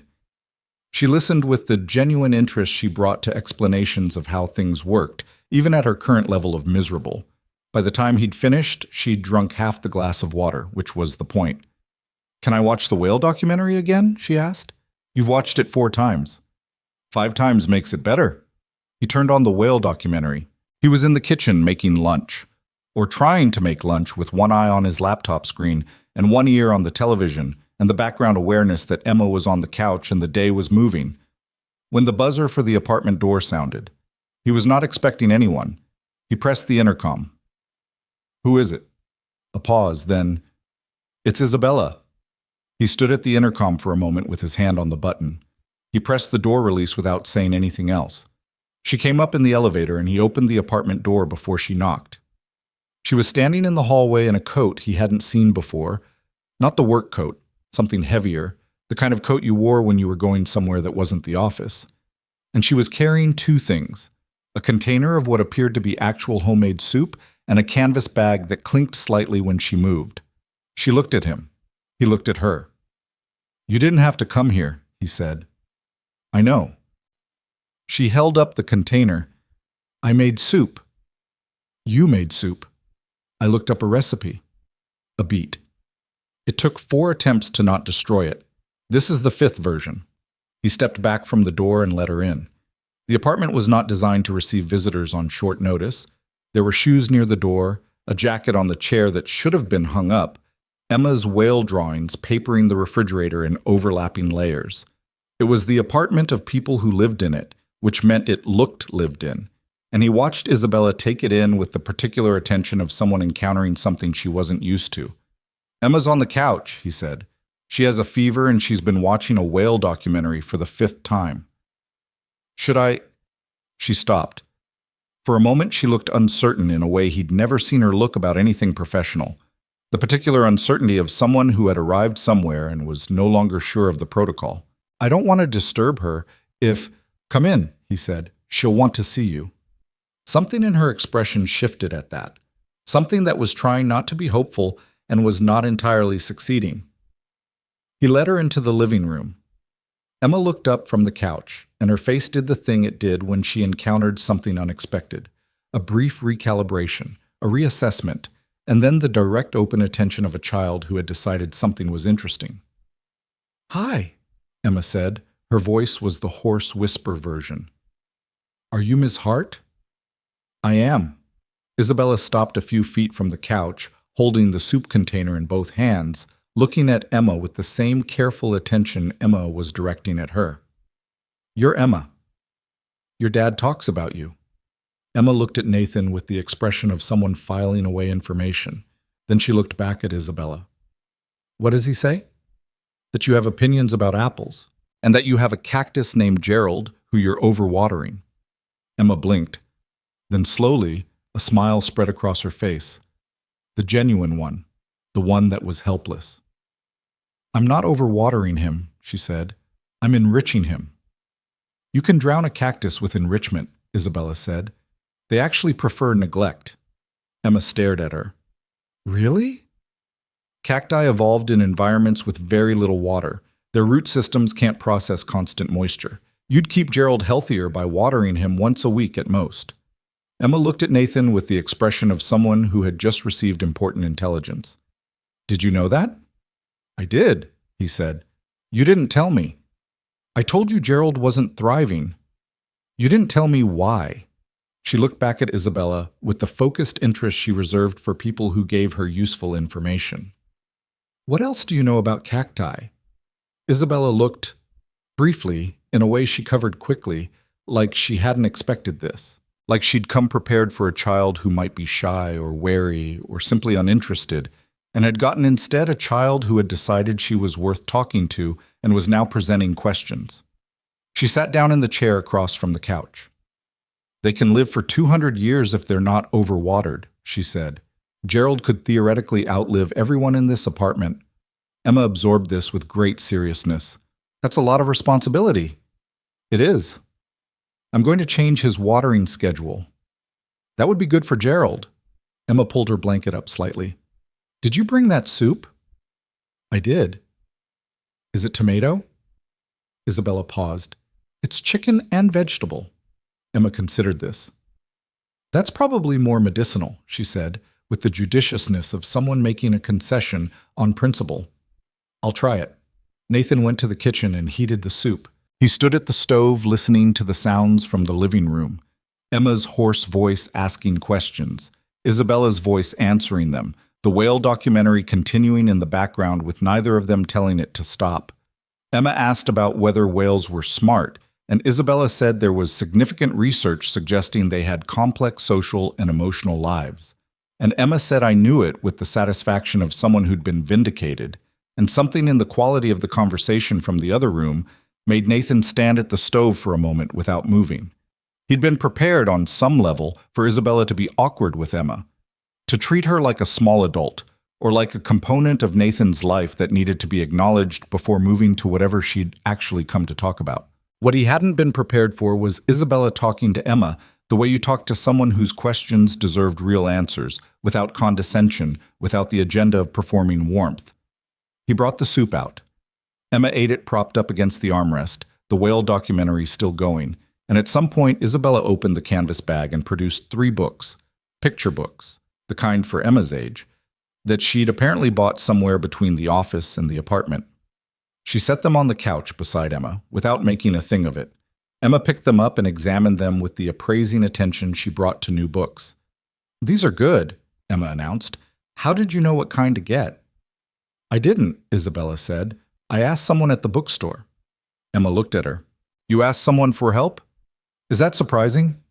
Emma glanced at her father with a small private expression he recognized as the one she made when she was deciding to let something go tactfully. "No," she said. "I think it's good." Isabella looked down at the books, and Nathan watched something move through her face that she didn't entirely conceal, something that had been touched by the unadorned simplicity of Emma's assessment, by the complete lack of irony in it.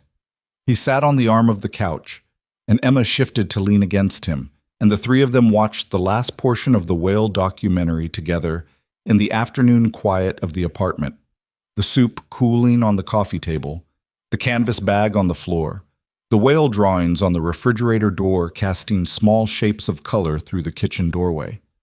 It was strange. Nathan was aware of its strangeness. The 3 of them in this small space, the CEO of a billion-dollar company, sitting in his reading chair watching a documentary about whale migration with his sick 8-year-old, the particular domesticity of it that would have seemed completely impossible 8 weeks ago. It was strange, and it was also, in some way, he couldn't cleanly account for, not uncomfortable. Emma fell asleep against him around 3 o'clock, the elephant reclaimed and tucked under her arm. He laid her down gently on the couch and straightened up. Isabella was looking at Emma with an expression that wasn't composed or controlled or any of the professional registers he'd cataloged over 14 months. It was the expression of someone looking at something that had caught them off guard, had gotten past the architecture of their usual posture and landed somewhere they hadn't expected. He went to the kitchen and she followed, and they stood on opposite sides of the small kitchen island, while outside the window the city did its ordinary afternoon things. "She's remarkable," Isabella said quietly, so as not to carry to the living room. "Yeah. She talks to you like—" She paused, looking for the right word. "Like a person. Not like a child talks to a parent. Like someone who thinks you're a real person and is genuinely interested in your response. She's always been like that." "Did you teach her that?" He thought about it. "I don't know. I tried not to talk down to her. I tried to actually answer her questions instead of giving her the simplified version." He paused. "Diane, her mother, used to say Emma came out of the womb with opinions, and I wasn't going to argue with that assessment." Isabella was quiet for a moment. "Where is she?" "Her mother. She left when Emma was 4. She has another life now, somewhere in Seattle. She calls on Emma's birthday. Sometimes she sends gifts." He said it without bitterness, which he'd had to work at for a while, and which now was simply the truth. The emotional charge had gone out of it, mostly, replaced by the simpler sadness of knowing Emma would always have an absence where that should have been filled. Emma doesn't talk about it much. She's found ways to make sense of the shape of things. "Kids are better at that than adults," Isabella said. "Sometimes." "I wasn't," she said. "When my mother died, She stopped. She looked at the kitchen counter. "I tried to make sense of the shape of things, and what I made sense of was that relying on people was the source of the problem. If I hadn't loved her so much, losing her wouldn't have unmade me." She paused. That's not wisdom. I know that now. But it took me a long time to know it, and in the meantime I built an entire life on the assumption. He looked at her. She was not looking at him. She was looking at the counter, at her hands on it, at the middle distance of someone saying something they'd never quite said aloud before. The people who worked for you, he said carefully. You were trying not to need them. She looked up. Something shifted. I was trying not to be needed, she said, which is different. If nobody needed me, nobody could be hurt by my failures. And if I never failed, she stopped. It's circular. I know it's circular. Yeah. You saw it before I did. I didn't see it, he said. I just stayed in the room. She looked at him steadily. That's the same thing, she said, from where I was standing. From the living room, Emma made a small sound in her sleep. Not distressed, just the settling sound of a sleeping child redistributing. They both looked toward the doorway and then back at each other, and the moment had that quality that certain moments had. Not dramatic, not cinematic, just real and specific and impossible to step back from once you'd stood in it. I should go, Isabella said. Let her rest. You don't have to. I know. She picked up her coat from the chair where she'd draped it. I want to come back, though, if Emma would be okay with that. Emma, Nathan said, is going to have 7 more questions about cacti by the next time she sees you. She doesn't let go of things. Something that was unmistakably a smile crossed Isabella's face. Not the controlled half-acknowledgement he'd seen in professional settings, but a real one, arriving before she could decide whether to let it. Neither do I, she said, usually about the wrong things. He walked her to the door. She paused in the doorway, coat in hand, and looked back toward the living room where Emma was asleep on the couch with her elephant, and then at Nathan. The soup, she said, was the 5th version, in case she asks. I'll tell her. The 4th one had too much salt. The 3rd one I managed to both undersalt and somehow also burn. A pause. I'm not good at things I haven't done before. Nobody is, he said. The first time. She looked at him. No, she agreed. I suppose not. She went down the hall to the elevator, and he stood in the open doorway until the elevator doors closed, and then he went back inside to his daughter. Emma was still asleep. The whale documentary had ended, and the screen had gone to the main menu, cycling its quiet loop. The books Isabella had brought were stacked on the coffee table. The soup container was in the kitchen.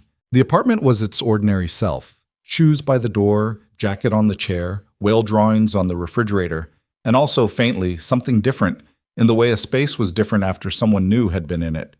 He sat on the edge of the couch and watched Emma sleep for a while. Her elephant had slipped. He tucked it back under her arm. She didn't wake. She just settled deeper, the way she did, trusting without knowing she was trusting. The absolute, unselfconscious trust of a sleeping child, the most uncomplicated thing in the world. He sat there until she stirred, and then he heated more soup, and the afternoon became evening in the ordinary way that things did. Emma recovered in 4 days. By Saturday, she was back to full volume, asking questions about cactus biology at breakfast, reorganizing her whale migration maps with revised geographic accuracy she'd apparently researched independently, and informing Nathan that she had reduced Gerald's watering schedule to once per week, and that Gerald was, in her assessment, already looking more dignified. Nathan looked at Gerald. Gerald looked approximately the same as he had always looked. But he didn't say so. What he noticed, in the days following Isabella's visit, was that Emma brought her up the way she brought up things she was still thinking about. Casually, in the middle of something else, as if the thought had been running in the background and periodically surfaced. On Sunday she asked, while eating cereal, whether Isabella had learned about cacti from a book or from actually having one. On Monday morning, putting on her shoes, she announced that the chicken vegetable soup had been better than tomato for a sick throat, and that whoever taught Isabella to make it had done a good job. On Tuesday, she asked, with the directness she brought to things she'd decided were worth asking directly, whether Isabella was going to come back. I don't know, Nathan said, which was true in the technical sense. Maybe. Emma tied her other shoe. I hope so, she said. She knows things. He dropped her at school and drove back through the morning traffic with that sentence sitting in the passenger seat beside him. The following weeks moved with the particular quality of a period of transition that didn't announce itself as such. No dramatic marker, no single moment when everything pivoted, just the accumulation of smaller things that were quietly rearranging the shape of what was ordinary. At work, the new role had settled into something he recognized as his. The authority still had weight, but he'd stopped carrying it like something borrowed and started carrying it like something that fit. The team responded to the shift in the way teams responded when the management layer above them stopped being a pressure system and started being an actual resource, with a slight but measurable relaxation, a willingness to bring problems earlier when they were still problems rather than after they'd become emergencies. Marcus told him in the break room one morning, "You know what's different about you in this job versus anyone else who could have gotten it? Tell me." "You remember what it was like on the other side of the desk?" He poured his coffee. Most people, once they move up, start revising their memory of what it was like to be the person waiting to hear back on a decision. You haven't done that. It's been 6 weeks. Some people revise it in 6 days. Marcus stirred his coffee. "I'm just noting it." Nathan thought about that. He thought about the late nights before the deadline moves, the Saturday morning phone calls, the steady attrition of the assumption that his time and attention were unlimited. He was not going to forget those things. He didn't think forgetting them would be possible or useful if it were. Isabella, for her part, was doing the work of becoming something different with the same relentless energy she'd brought to being the thing she was before. It was not graceful. Nathan watched it close enough to see that. The moments when the old pattern surfaced and she caught herself mid-sentence and redirected. The visible effort of not reacting to a piece of unsatisfactory work the way she would have reacted 6 months ago. She was rebuilding behavior that had been set for years, and the seams showed sometimes. And she didn't pretend they didn't. There was a meeting in late October where a junior analyst, a young woman named Dara, who had been at the company for 5 months and who was talented and knew it, presented a competitive analysis that had a structural flaw in the methodology, a significant one. Nathan saw Isabella register it in the first 3 minutes, saw the slight tension that moved through her jaw, and watched her wait until Dara had finished the entire presentation before she spoke. What she said was, "The trend segmentation in the third section is using trailing 12-month data. For this client cycle, you'd want trailing 6. Everything downstream of that needs adjustment." A pause. "The framework you built around it is strong. Rebuild the data layer and the structure holds." Dara looked at her. Yes. I can have the revision by tomorrow morning. End of day today if it's possible, tomorrow morning if it's not." She looked at Dara for a moment. The client presentation structure in the appendix was particularly well conceived. Keep that exactly as it is. After the meeting, in the hallway, Dara said to no one in particular, She said something was well conceived?" Nathan kept walking, but he was smiling, privately, at his shoes. No. He and Isabella had developed a habit, somewhere in the weeks after Emma's illness, of talking. Not in meetings, not in the structured context of a professional debrief. Just talking. It had started, he thought, with the kitchen conversation during Emma's sick day, that unplanned exchange across the kitchen island where things had been said that weren't about work and weren't performed for any audience. Once that had happened once, it seemed to lower some threshold, and the conversations began to occur with a frequency that neither of them formally acknowledged, but both of them clearly chose. She came to his office sometimes at the end of the day, after the floor had thinned out, and the building had the particular quality of late afternoon quiet. She would sit in the chair across from his desk, the same chair he'd sat in across from her all those times, waiting to hear what was insufficient, and she would talk about things that were not always work. He would talk back. That was essentially the whole of it, and also it was not a small thing. He learned things about her in these conversations that he had not known and could not have predicted from the version of her he'd spent 14 months navigating. He learned that she had been a quiet child, studious and serious, raised largely by her mother after her father's early departure, a man who had returned when the company became profitable and whom she had the kind of complicated relationship with that resisted simple categorization. He learned that she read novels, which surprised him.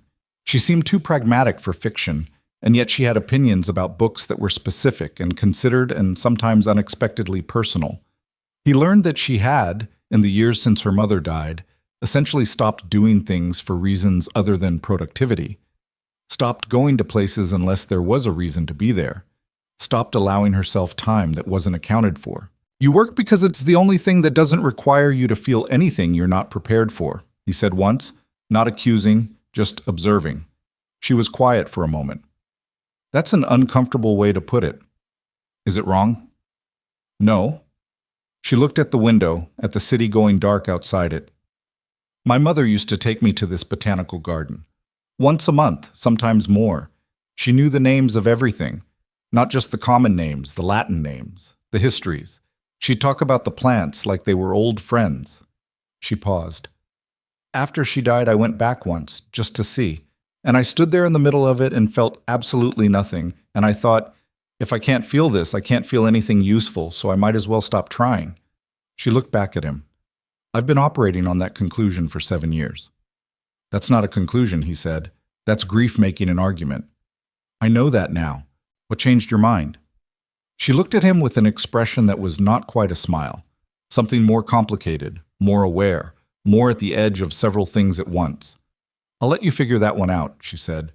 He didn't push, but he held the answer she'd declined to give, turned it over quietly, kept it.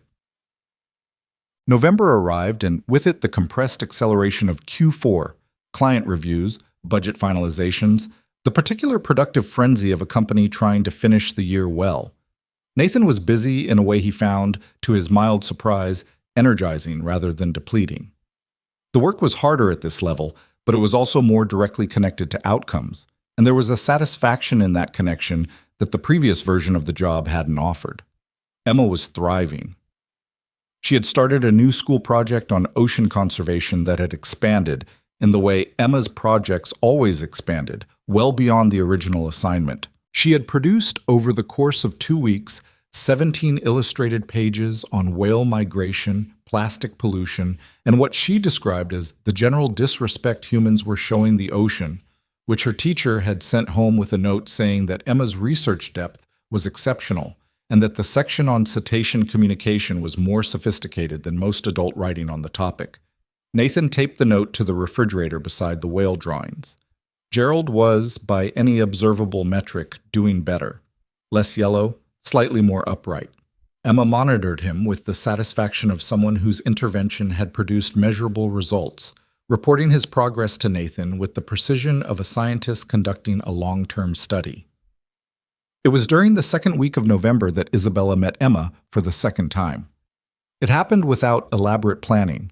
Nathan had stayed late on a Thursday to finish a client report, and Emma had been at Carol's, and when Nathan went to pick her up, Carol mentioned that she had a dinner with her sister and had needed to reschedule to 7.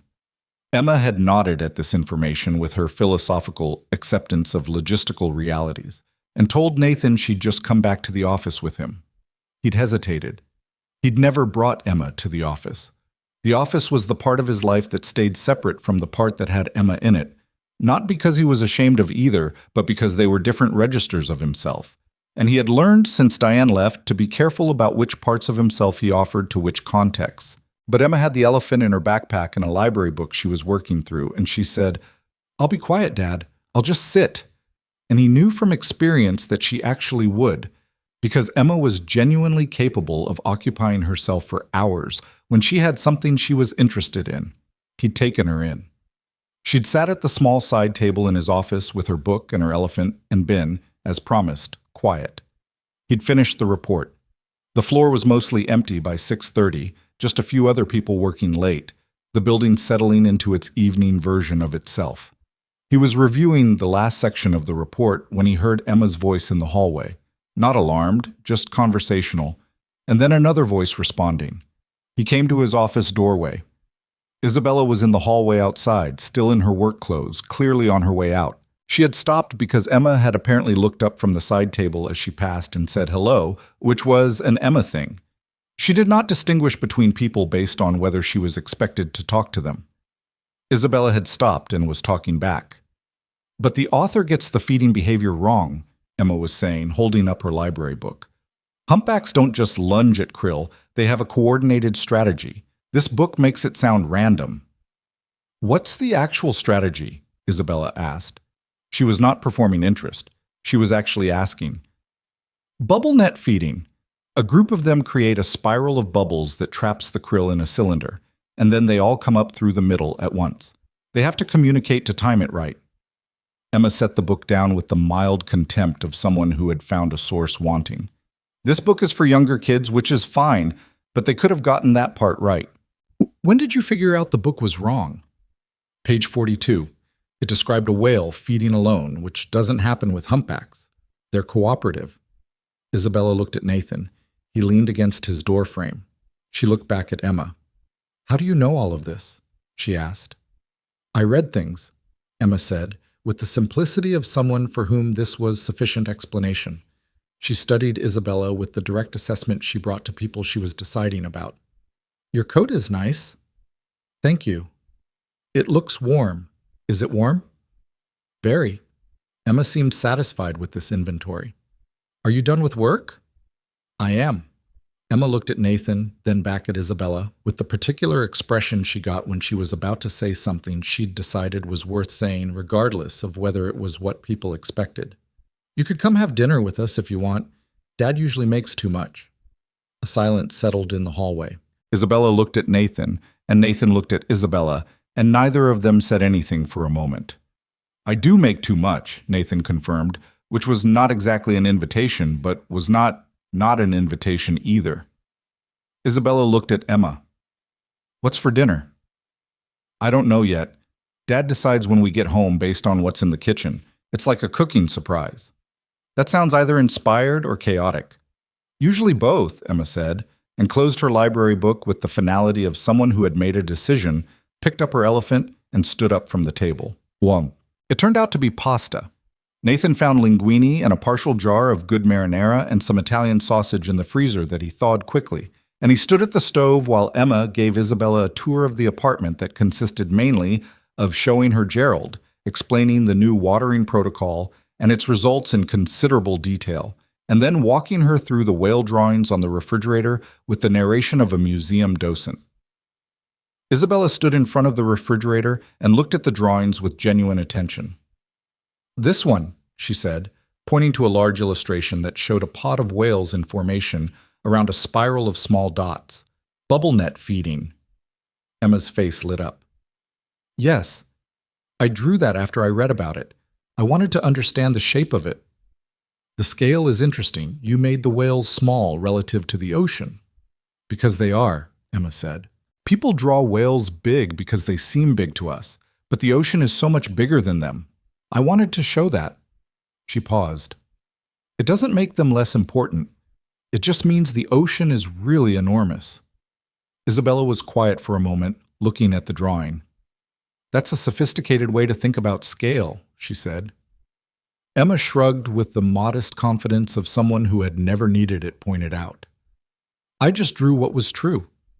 Nathan served the pasta and they sat at the small kitchen table. The same table where he did his late-night work, where Emma did her homework, where the rhythms of their daily life played out in the ordinary accumulation of meals and conversations and evenings. Having Isabella at it was strange, in a way he'd expected, and also not strange in a way he hadn't expected, which was its own kind of information. Emma asked Isabella about plants over dinner. Specifically, she wanted to know whether the thing about cacti preferring neglect was true for other plants too, or whether it was specific to cacti. It depends on the plant, Isabella said. Succulents generally, most Mediterranean herbs, rosemary, thyme, they come from dry climates and they get root rot if you overwater them. She paused. Some plants genuinely need constant attention. Ferns, most tropicals. How do you know which one yours is? Emma asked. You look it up, or you learn by getting it wrong first. Emma considered this. Is that how you learn most things? By getting it wrong? Isabella looked at her. There was a beat, the kind that happened when a child asked something simple that turned out not to be simple. More things than I used to admit, she said. Emma nodded with the satisfaction of someone whose hypothesis had been confirmed. Dad says that too. He says the learning part is mostly the wrong part, and then a small part of finally right at the end. Your dad, Isabella said, looking at Nathan with something unguarded in it, is right about that. Nathan ate his pasta and let the sentence sit where it had landed. After dinner, Emma disappeared to her room to add a notation to her whale migration maps, something about bubble net feeding coordinates that she'd apparently been thinking about during the meal. And Nathan and Isabella washed the dishes in the kitchen in the companionable way that doing a simple task together produced, without requiring conversation to fill the space. At some point, she said, "She's going to be extraordinary." She already is. I mean, out in the world, when she's grown. She handed him a rinsed plate. She's going to be the kind of person who makes other people feel like what they know matters. He dried the plate. I know. That's the rarest thing, Isabella said. Most people either don't care what you know or care too much about what they know for you to tell them. She just receives it and gives back something else. She paused. I've met 50-year-old executives who don't know how to do that. She came that way, Nathan said. I didn't teach her that part. You let her be it, Isabella said. That's not nothing. He set the dried plate in the cabinet and looked at her. She was looking at the sink, at the water running over her hands, the way she looked at things she was thinking about rather than actually seeing. I need to tell you something, she said. He waited. There's a project I've been aware of for about 2 months that I haven't told you about because I wasn't sure how to. She turned off the water and dried her hands and turned to face him in the small kitchen. One of the executives at Penfield House reached out to me in September. They're expanding their children's publishing imprint, and they're looking for consulting support on market positioning and audience development. He wasn't sure yet where this was going. During one of our conversations, I think it was the one where Emma's project came up, the ocean conservation piece, I mentioned that you'd been working on a children's book. Not much, just that you had a project you were developing. She met his eyes directly. And the Penfield executive asked to see it. The kitchen went very quiet. I should have asked you first, she said. I know I should have asked you first. I didn't. And I've been carrying that for 2 months because I didn't know how to bring it up without it seeming like I was managing your life, which is not what I'm doing or not what I'm trying to do. He looked at her. You mentioned my book to a publishing executive. Yes? Without asking me. Yes. He was quiet for a moment. He thought about the manuscript, 32 handwritten pages that he'd been adding to for 2 years, the story of a girl and her father, and a series of improbable animals with specific opinions about the world. The project he'd never told anyone at work about because it felt too personal to exist in a professional context. What did they say? He asked. They want to see it, not as a favor. They're actually expanding the imprint and they need content, and the premise, what I described of it, landed well. She paused. I told them I'd ask you and get back to them. That was 6 weeks ago. You waited 6 weeks. I was trying to figure out how to tell you. He studied her face. She was holding his gaze with the directness she brought to everything. But there was something underneath it that was uncomfortably close to the expression she'd had in the bar on September 14th. The exposure of someone who'd done something from a genuine impulse and was now uncertain about whether the impulse had been theirs to act on. Why did you do it? He asked. Not angry, just wanting to understand. She was quiet for a moment. Because I'd heard you talk about it. Not directly, but around the edges of it. And I could hear what it meant to you, and I kept thinking about Emma's drawings on the refrigerator and the way she talks about things that matter to her, and I thought... She stopped. I thought you deserved to have someone make the call you wouldn't make for yourself. That wasn't your call to make. I know. But you made it anyway. I did. He turned and leaned against the counter, looking at the kitchen wall. At the edge of his vision, one of Emma's whale drawings was visible through the doorway. The bubble net feeding illustration with the whales small and the ocean enormous and everything proportionally true. Send me the contact information, he said. She was still. You're not angry. I didn't say I wasn't annoyed. He looked at her. It was overstepping. Yes. Don't do that kind of thing without asking me. I won't. She held his gaze. I'm sorry. I know. He looked at the whale drawing again. Send me the contact information. Something moved through her face, The particular relief of someone who'd been waiting for a verdict that could have gone either way. She didn't make a thing of it. She just nodded. From Emma's room came the sound of pencil on paper and the low hum Emma made when she was absorbed in something, the small, unconscious music of a child at work on something she cared about. "You should stay and read one of those books," Nathan said. "The ones you brought when she was sick. She's been going through them, and she has opinions." Isabella looked at him. "I don't want to impose Isabella." He said her name the way he'd learned to say it, with the weight of all the times he hadn't, before the bar, before the water glass, before the thing that had been shifting incrementally since September. "She asked if you were coming back the day after you visited, on Monday morning, putting on her shoes." He paused. "She doesn't ask that about people she's indifferent to." Isabella stood very still in the kitchen for a moment. Then she took a breath. Not a composed breath, not the controlled inhale of someone managing themselves, but the slightly unsteady breath of someone who had been offered something they hadn't let themselves expect and didn't quite know how to accept it with the right amount of care. "Okay," she said. December arrived in the way December arrived in the city. A particular quality of light, shorter days, the first real cold that made the air sharp and clean in a way that was almost pleasant before it stopped being pleasant. The office had the compressed energy of a Q4 end, everyone finishing things, the particular combination of tired and accomplished that came from a year of work reaching its last chapter. Nathan had sent the manuscript to the Penfield contact on the second week of November. He'd done it on a Tuesday evening after Emma was in bed, sitting at the kitchen table with his laptop and the handwritten pages beside it, reading through everything with the specific terror of showing someone something that mattered. He'd typed the email 3 times before he sent it, deleting 2 versions that were too apologetic, too eager to pre-explain the imperfections, and sending the 3rd version, which just said attached is the manuscript we discussed. "I look forward to hearing your thoughts." He had not told Emma. He hadn't told anyone except Marcus, who had responded with the particular Marcus reaction. A long silence, followed by, "You've been working on a children's book this whole time, and you didn't tell any of us." And who had, after another pause, said that he hoped it went somewhere. The Penfield contact responded 2 weeks later. Nathan read the email at his desk on a Monday morning while the floor was coming to life around him. The ordinary Monday sounds of computers waking and coffee being made and people arriving with the accumulated energy of the weekend. The email was 3 paragraphs. The first paragraph established professional context. The second said that the manuscript had been circulated to 2 editors in the imprint and that both had responded with genuine enthusiasm. The third said they wanted to schedule a call. He read it twice.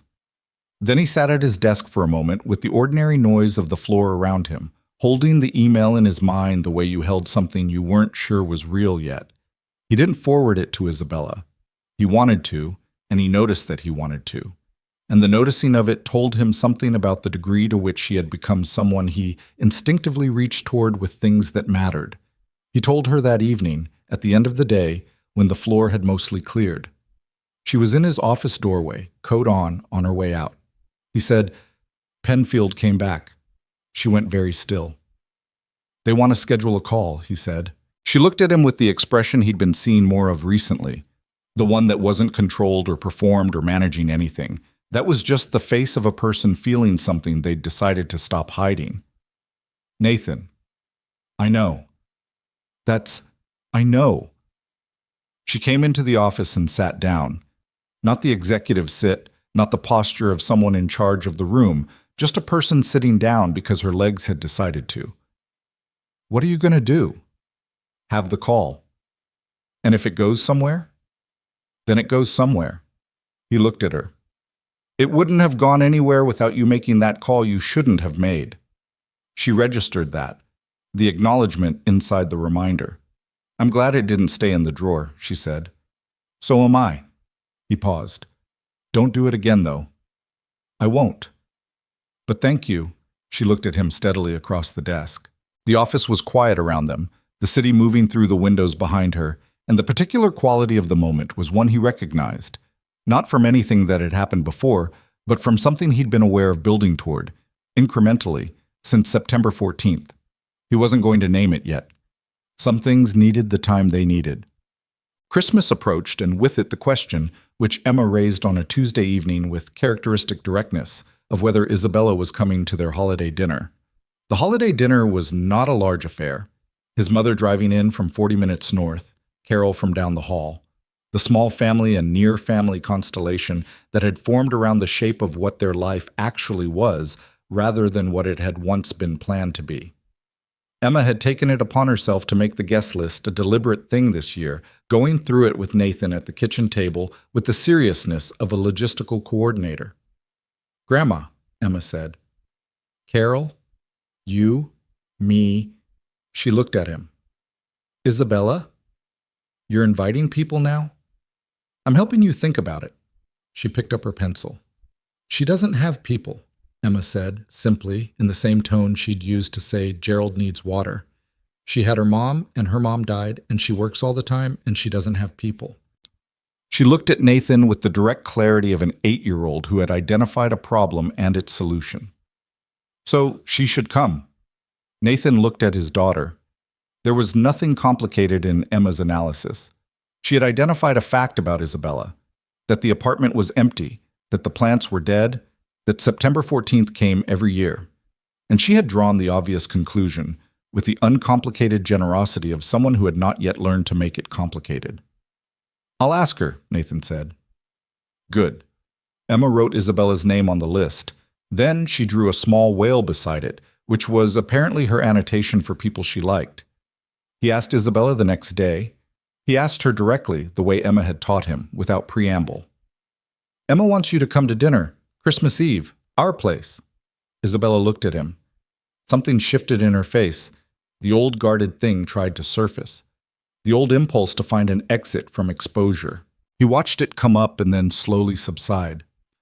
"Your mother will be there?" she said. "Yes." "And Carol?"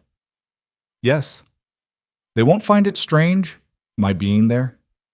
"My mother has been updated on the situation," he said, which was a compression of 2 long phone calls in which his mother had said several things, the last of which had been, "I'm glad she came back when Emma was sick. That means something," delivered with the authority of someone who had spent 31 years reading people and trusted her own read. Isabella was quiet for a moment. "I don't know what to bring." "Emma says you should bring something with a plant in it. She wants to help you not kill it." The expression that moved through Isabella's face then was not the guarded thing, and it was not the controlled thing, and it was not the professional acknowledgement thing he'd cataloged across 14 months. It was just open, caught, real in the way only unguarded things were real. The way his daughter's question on Monday morning had been real, and the way thank you had been real 4 separate times, each one costing something and meaning it. "Okay," she said. He nodded. He turned to go. "Nathan." He stopped in the doorway. Outside his office windows, the city was doing its December thing, gray and bright and cold. I know it's not simple," she said, "the way things are between us now, and what it means for work, and what it means for Emma. I know there are complications I've probably been not ignoring, but not fully naming." She looked at him steadily. "I'm naming it now. I'm aware of it. I'm not being careless with it." He looked at her for a moment. "I know you're not." "I just wanted to say it out loud." "I know." He paused. "Come to dinner, Isabella."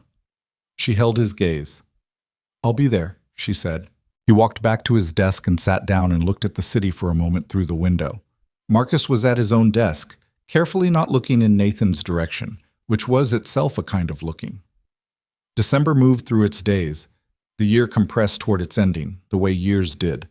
All the accumulated weight of the months, all the things that had shifted and broken and rebuilt themselves in shapes nobody had anticipated at the start. Nathan thought about January, about sitting in a coffee shop 9 months ago reading a job brief that had promised nothing about any of this, and about the arithmetic of how a single ordinary life could absorb this much change in this much time without losing its essential shape. He thought about Emma on the swings in September, screaming higher, higher, and about Gerald on the windowsill, slightly improved, and about Isabella's name on a guest list with a small whale drawn beside it. He thought about the manuscript in someone's hands at a publishing house, being read. He thought about a lot of things. Then he went back to work, because the work was there and it was good work, and that was still true. Was truer now than it had ever been. And sometimes the thing that kept you steady wasn't the big rearrangement of everything, but the return to the ordinary, reliable task in front of you. He had a good year's ending to finish. He finished it. Christmas Eve arrived the way significant evenings often did, quietly, without announcing itself as the kind of night that would matter later. Nathan had been cooking since 3 in the afternoon, not because the meal required that much time, but because cooking was the thing he did when he needed his hands occupied while his mind worked through something, and his mind had been working through several somethings for the better part of the week. He made roasted chicken and the kind of potatoes Emma liked, crispy at the edges, soft in the middle, and a green bean dish his mother had taught him years ago that he still couldn't quite replicate at her level, but that was good enough that nobody complained. Emma supervised from the kitchen island, offering opinions that ranged from useful to purely aesthetic, and Gerald watched from the windowsill with the dignified patience of a plant that had recently stabilized. His mother arrived at 5:30. She came through the door with 2 pies she'd made herself and the particular energy she always brought to their apartment, warm and direct, and immediately filling the space with the sense that things were properly underway now that she was there. She hugged Nathan, squeezed Emma until Emma made the sound she always made, and then stood in the kitchen and looked at the stove with the evaluating eye of someone inspecting work.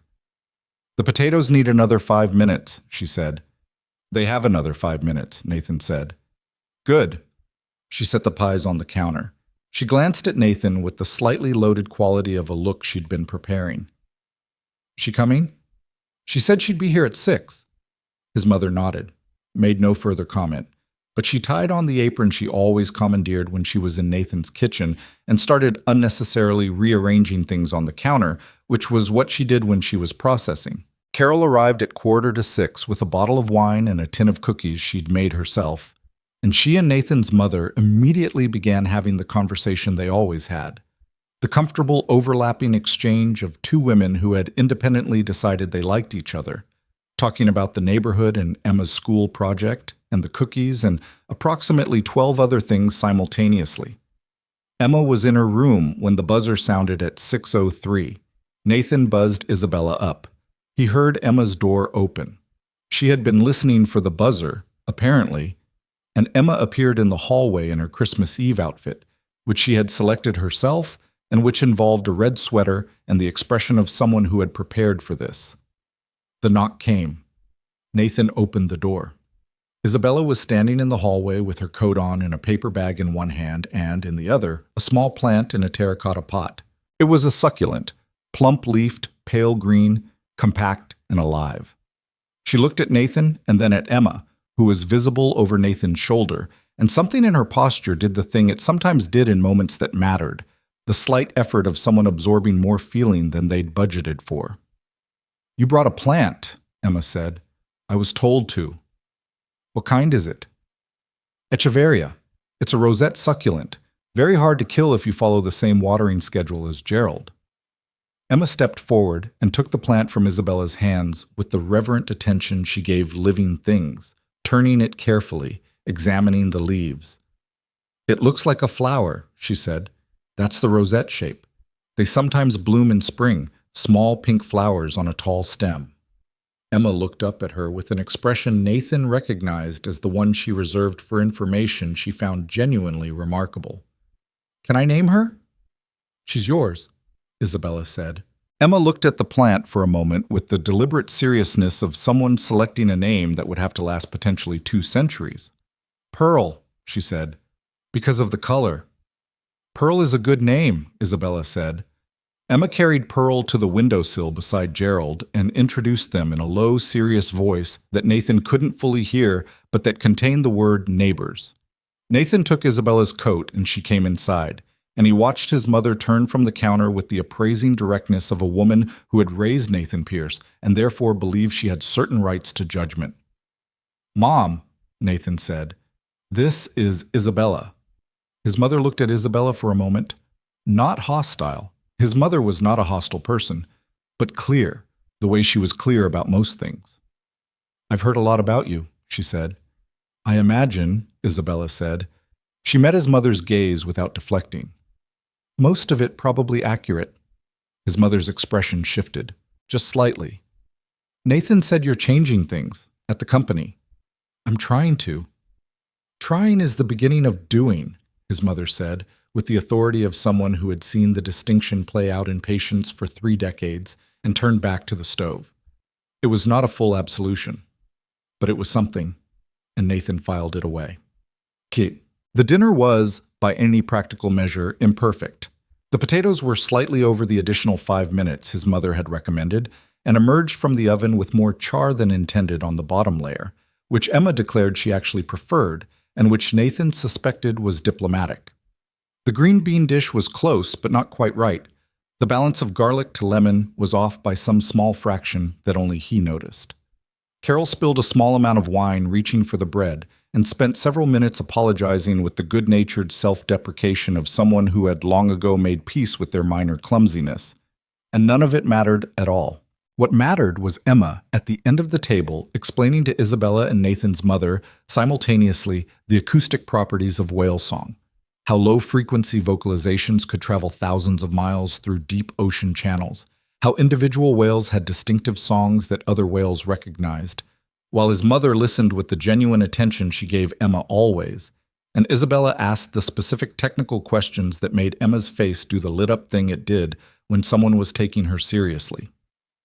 What mattered was Carol telling a story about her late husband that made everyone laugh, a story Nathan had heard 4 times and which was still funny, and Isabella laughing at the right moment with the real laugh. Not the polished acknowledgement, but the helpless one he'd first heard in his apartment on a Friday night when he'd mentioned a cactus named Gerald. What mattered was his mother, clearing plates, pausing behind Isabella's chair, and putting a hand briefly on Isabella's shoulder, not saying anything, just the touch, the small physical grammar of a woman deciding to extend something, and Isabella going very still for just a moment, the way people went still when they were touched by something they hadn't expected. After dinner, Emma fell asleep on the couch with her head on Nathan's mother's lap, which was where she always fell asleep eventually when his mother was present, some deep cellular comfort that bypassed all of Emma's usual wakefulness. His mother sat with her and drank tea and talked quietly with Carol, and Nathan and Isabella stood at the kitchen sink doing what they had apparently decided was their thing, washing dishes together in the easy way of people who had done it before and knew the rhythm. "Your mother is formidable," Isabella said, handing him a glass. "She's a nurse. 31 years. She stopped being diplomatically tactful somewhere around 2003 and never went back. She looked at me like she was taking my blood pressure. She was assessing whether you were real," Nathan said, "whether the change was real. What do you think she decided?" He dried the glass. "She put her hand on your shoulder." Isabella was quiet for a moment, looking at the water. "That's a lot to read into a gesture." "That's my mother. That gesture means something." She didn't say anything else, but she was holding the next dish without handing it over, just holding it, and he understood she was taking a moment, so he let her. "I want to ask you something," she said. "Okay. And I want you to answer honestly, not carefully." He set down the dish towel. "That's the same thing for me." She looked at him. In the kitchen doorway, visible through the glass, his mother and Carol were talking softly, and Emma was asleep between them, the small, trusting weight of her against his mother's side. Outside the window, the city was doing its Christmas Eve version of itself, quieter than usual, the particular hush of a night when most people had decided to be somewhere they'd chosen to be. "Are you afraid of this?" Isabella asked. "What this is becoming? What it already is, honestly." He thought about it. Not performing the consideration, actually considering it. He thought about Diane and the kitchen table and the 4 years of building something on an assumption that had turned out to be wrong. The specific education of learning that proximity was not the same as connection, and that someone being present in your life was not the same as someone being present for your life. He thought about the way he'd protected himself since then. Not consciously, not with walls exactly, but with a careful management of how much he expected from things. A calibration of hope that kept it inside the range of what he could absorb if it went wrong. "A little," he said. "Not of this specifically, of trusting that it's real." She nodded, like this was the right kind of honest. "I'm more than a little afraid," she said. I've spent 7 years being sure that the way to not lose anything was to not have anything. And I know what it costs. I've been looking at what it costs from the inside for a long time. She paused.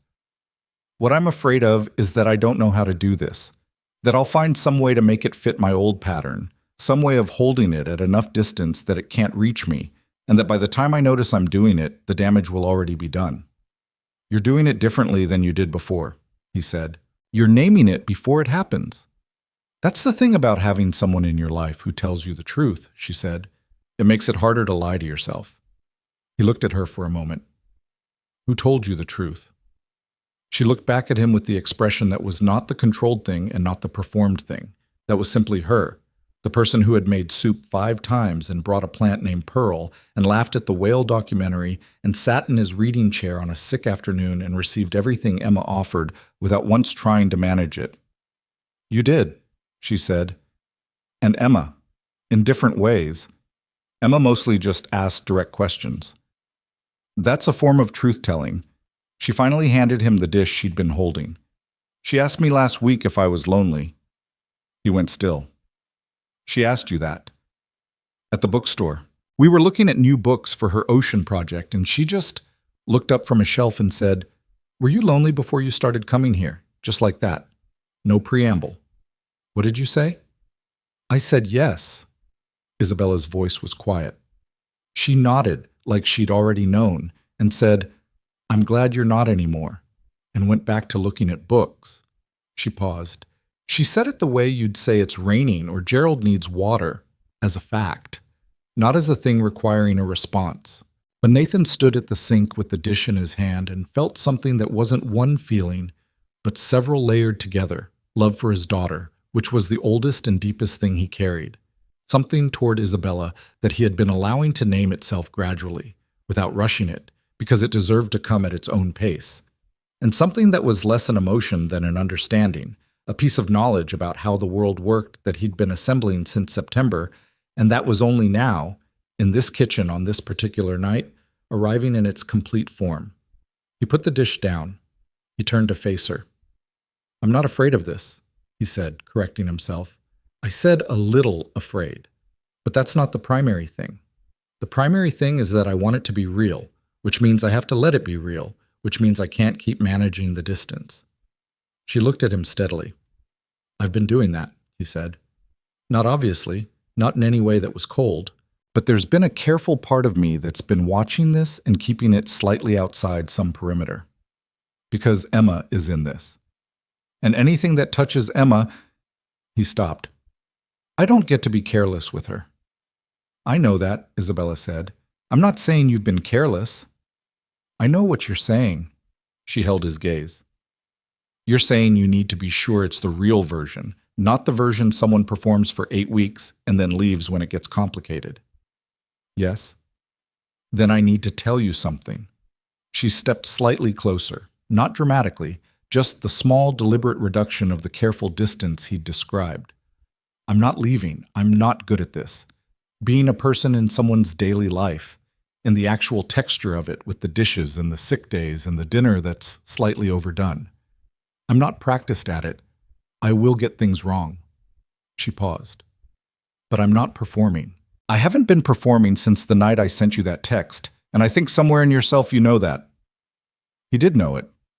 He'd known it for a long time.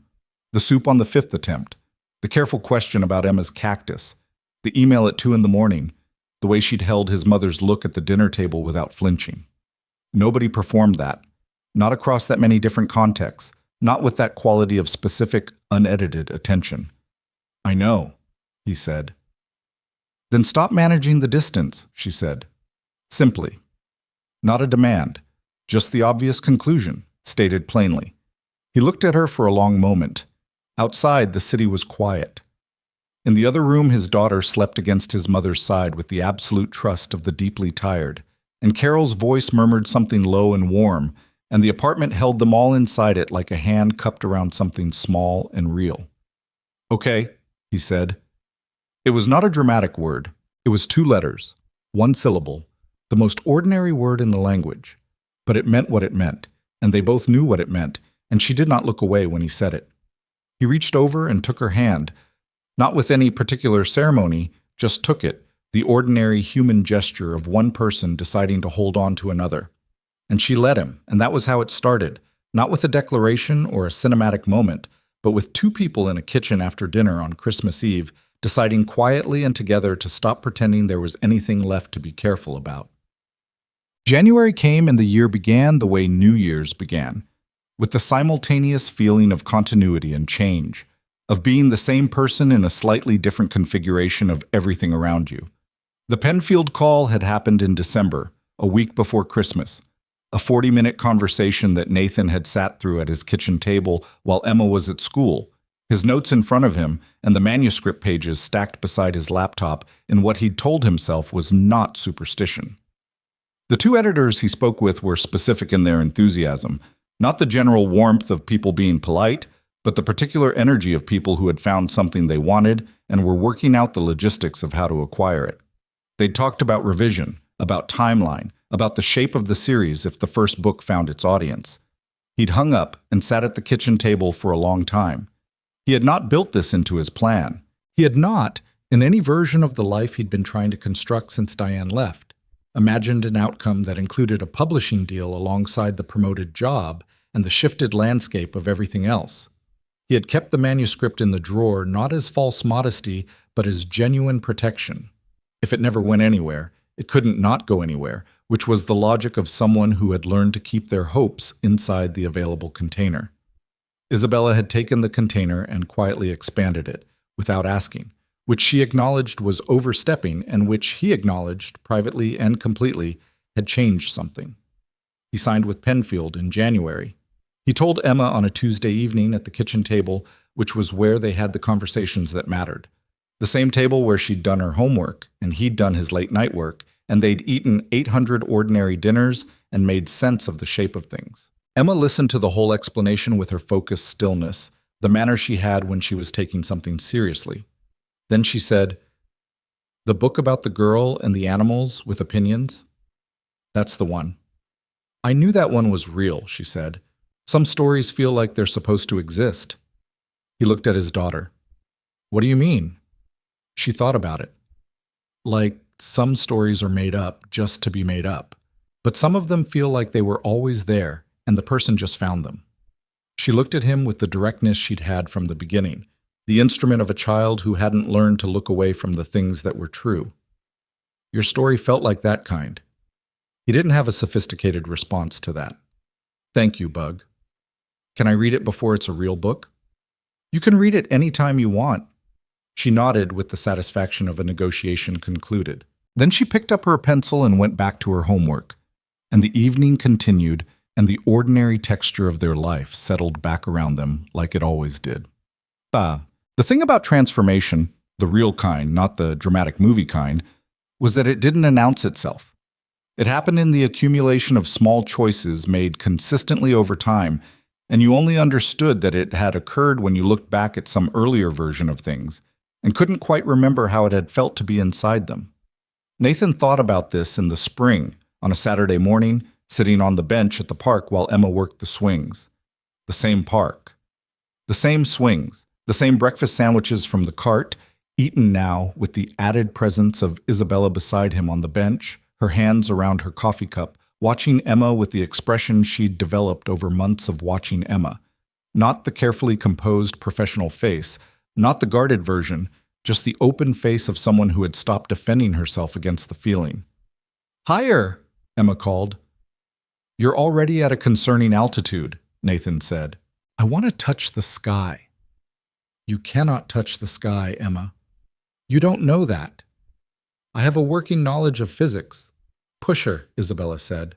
He looked at her. She was watching Emma with a slight smile, the real one, the one that arrived before she decided whether to let it. "You're supposed to be on my side," he said. "I'm on the side of Emma touching the sky." She glanced at him. "Push her." He stood up and pushed Emma higher, and Emma screamed with the joy that never got old, the pure physical delight of going fast in the open air. And Isabella watched from the bench with her coffee and the morning light on her face, and Nathan stood behind the swing and thought about September. He thought about the text at 9:47 on a Friday night and the bar in Midtown and the glass held in two hands.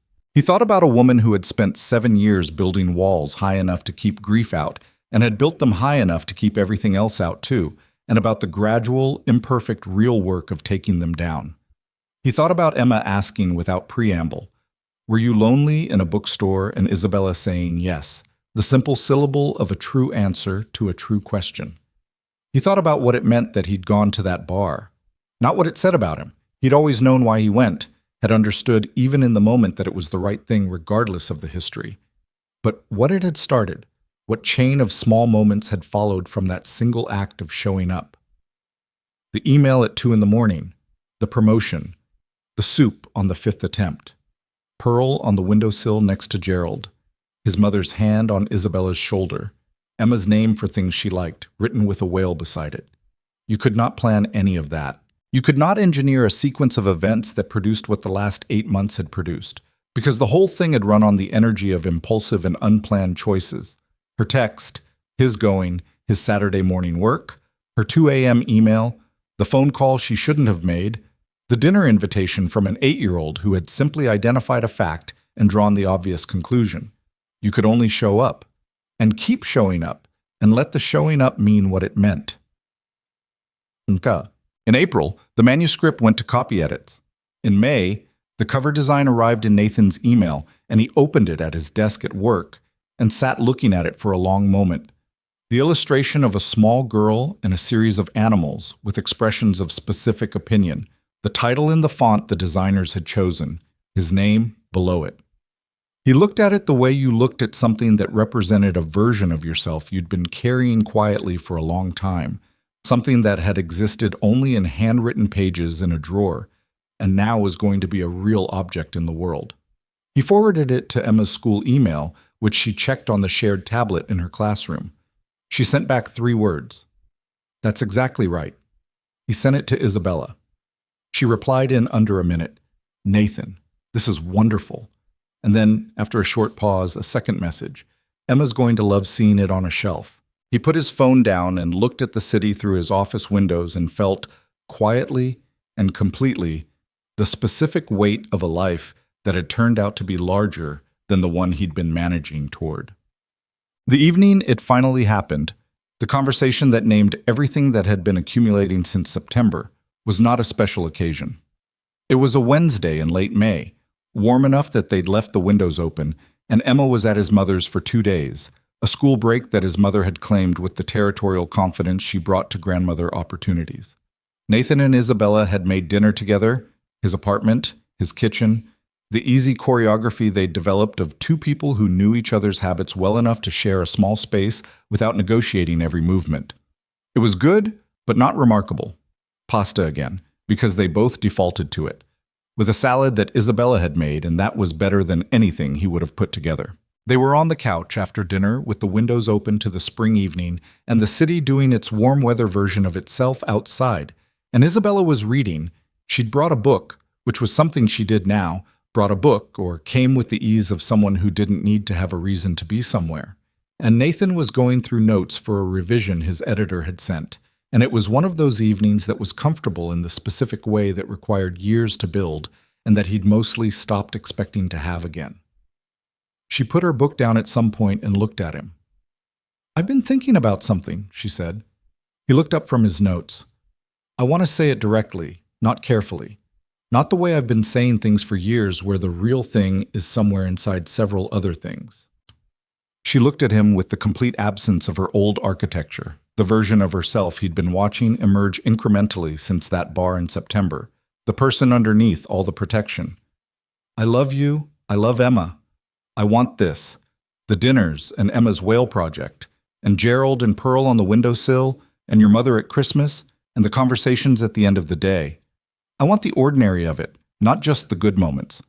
I want to be here for the hard evenings too, when things don't go well and someone's tired and it's not a night for anything except getting through to the next morning."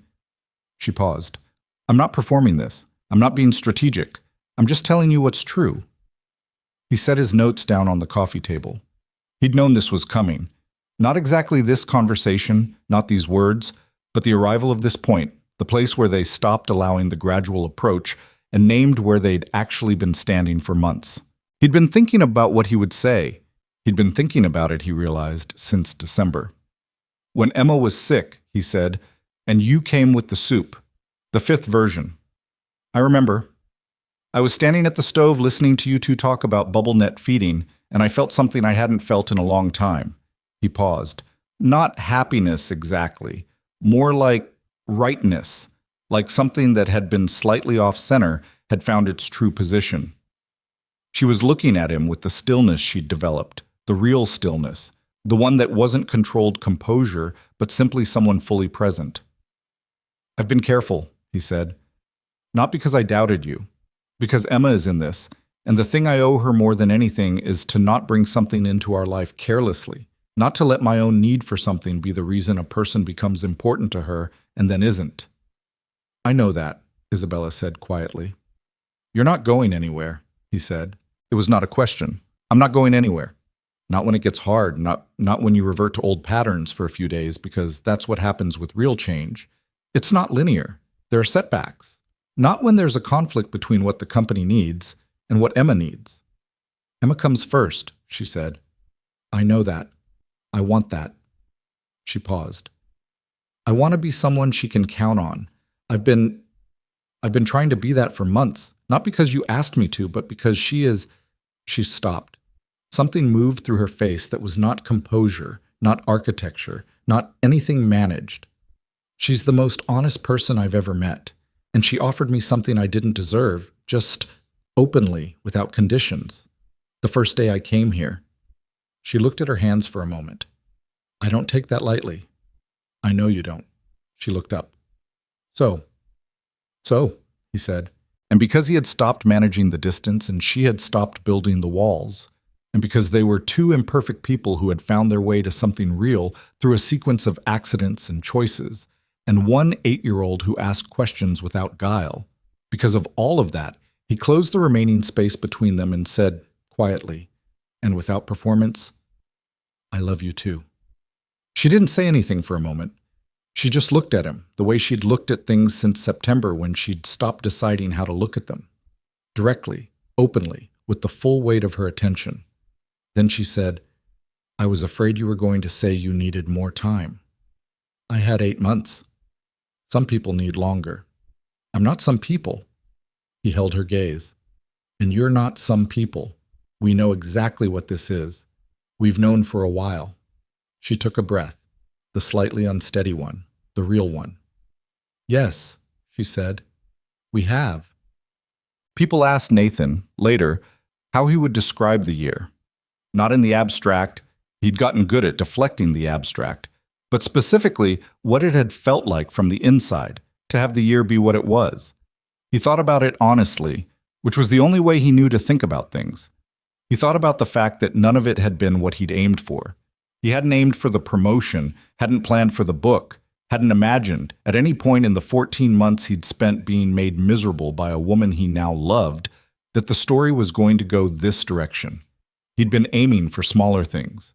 Stability, Emma's college fund, a manageable life that fit inside the container he'd built for it. What he'd gotten instead was a container that kept expanding, pushed outward by the pressure of things he hadn't planned. A Friday night text, a Saturday morning soup, a plant named Pearl, a whale drawn beside a name on a guest list by an 8-year-old who noticed when people were lonely and did something about it without making it complicated. The lesson, if there was one, and he was suspicious of neat lessons, of the kind of meaning-making that hammered experience into a shape that was easier to display than to live inside. But the thing that felt true, when he held the year up and looked at it honestly, was this. The moments that changed everything were never the ones he'd been preparing for. They were the ones he'd almost not answered. The text he'd almost ignored. The bar he'd almost not gone to. The door he'd almost not opened. He had spent years after Diane calibrating his life to absorb what was certain and guard against what wasn't. He had become very good at it, and it had kept him safe in the way that small, well-managed lives kept you safe, contained, controlled, never entirely surprised. Emma had never done any of that. Emma had named her cactus Gerald and invited strangers to dinner and asked direct questions and drawn whales beside the names of people she'd decided to love. And she had never once, in 8 years, tried to manage the distance between herself and the things that mattered to her. He thought his daughter had been teaching him something for a long time. He thought he'd finally learned it. Otto. The book came out in October, 1 year and 16 days after Isabella had sent him a text at 9:47 on a Friday night. Emma read the finished copy in one sitting on a Saturday morning, sitting cross-legged on the couch with Pearl and Gerald on the windowsill behind her and the autumn light coming through the window, her face doing the sequence of expressions it did when she was inside something she cared about, focused, private, occasionally smiling at something she'd found. When she finished, she held the book in her lap and looked at it for a moment with the evaluating attention she brought to things she was deciding about. Then she looked up at Nathan, who had been pretending to read on the armchair across from her, and had in fact been watching her read for 45 minutes. "The girl in the story," Emma said. "What about her?" "She's a little bit me." "She might be a little bit you." "And a little bit someone else," Emma said, glancing toward the kitchen where Isabella was making coffee, audible in the particular way she was audible in their space now, the small domestic sounds of a person who belonged there, who had learned where they kept the coffee and the cups, and had stopped asking where things were because she knew. "Maybe a little bit someone else," Nathan agreed. Emma looked at the book again. She turned it over in her hands, looking at his name on the cover with the patient thoroughness she brought to things she wanted to fully have before she moved on. "Dad," she said. "Yeah. The best things aren't the things you plan." He looked at her. 8 years old, 9 next month, drawing whale migration maps and monitoring Gerald's recovery and asking whether lonely people were less lonely now with the same direct instrument she'd always used for the things that were true. "No," he said, "they really aren't."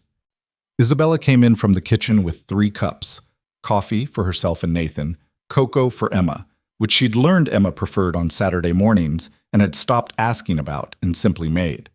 She set them on the table without ceremony and sat down beside Emma on the couch and looked at the book still in Emma's hands. "Well?" Isabella asked. Emma considered her with the focused evaluation she gave important questions. "It's real," she said. "Not made up real. Actually real." Isabella looked at Nathan over Emma's head, and the look had everything in it. The September bar, and the 2 a.m. email, and the soup on the 5th attempt, and the Christmas Eve kitchen, and the couch on the May evening when they'd finally said what they'd both known for months. It had all of it, compressed into the single quiet exchange of 2 people who had arrived somewhere they hadn't aimed for and understood, completely and without reservation, that it was exactly where they were supposed to be. "Yeah," Isabella said softly.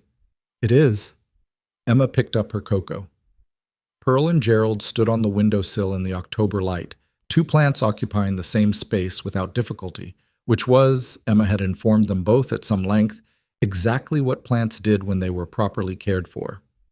Outside, the city moved through its ordinary Saturday, indifferent and enormous, and full of people managing their distances or letting them go, trying to stay inside the containers they'd built, or discovering that the containers had been too small all along. Inside the apartment, the 3 of them sat together in the particular warmth of a Saturday morning that nobody had planned and everybody had chosen, and it was imperfect and real and more than enough. It was, Nathan thought, exactly what a life looked like when you finally stopped being afraid to let it be large.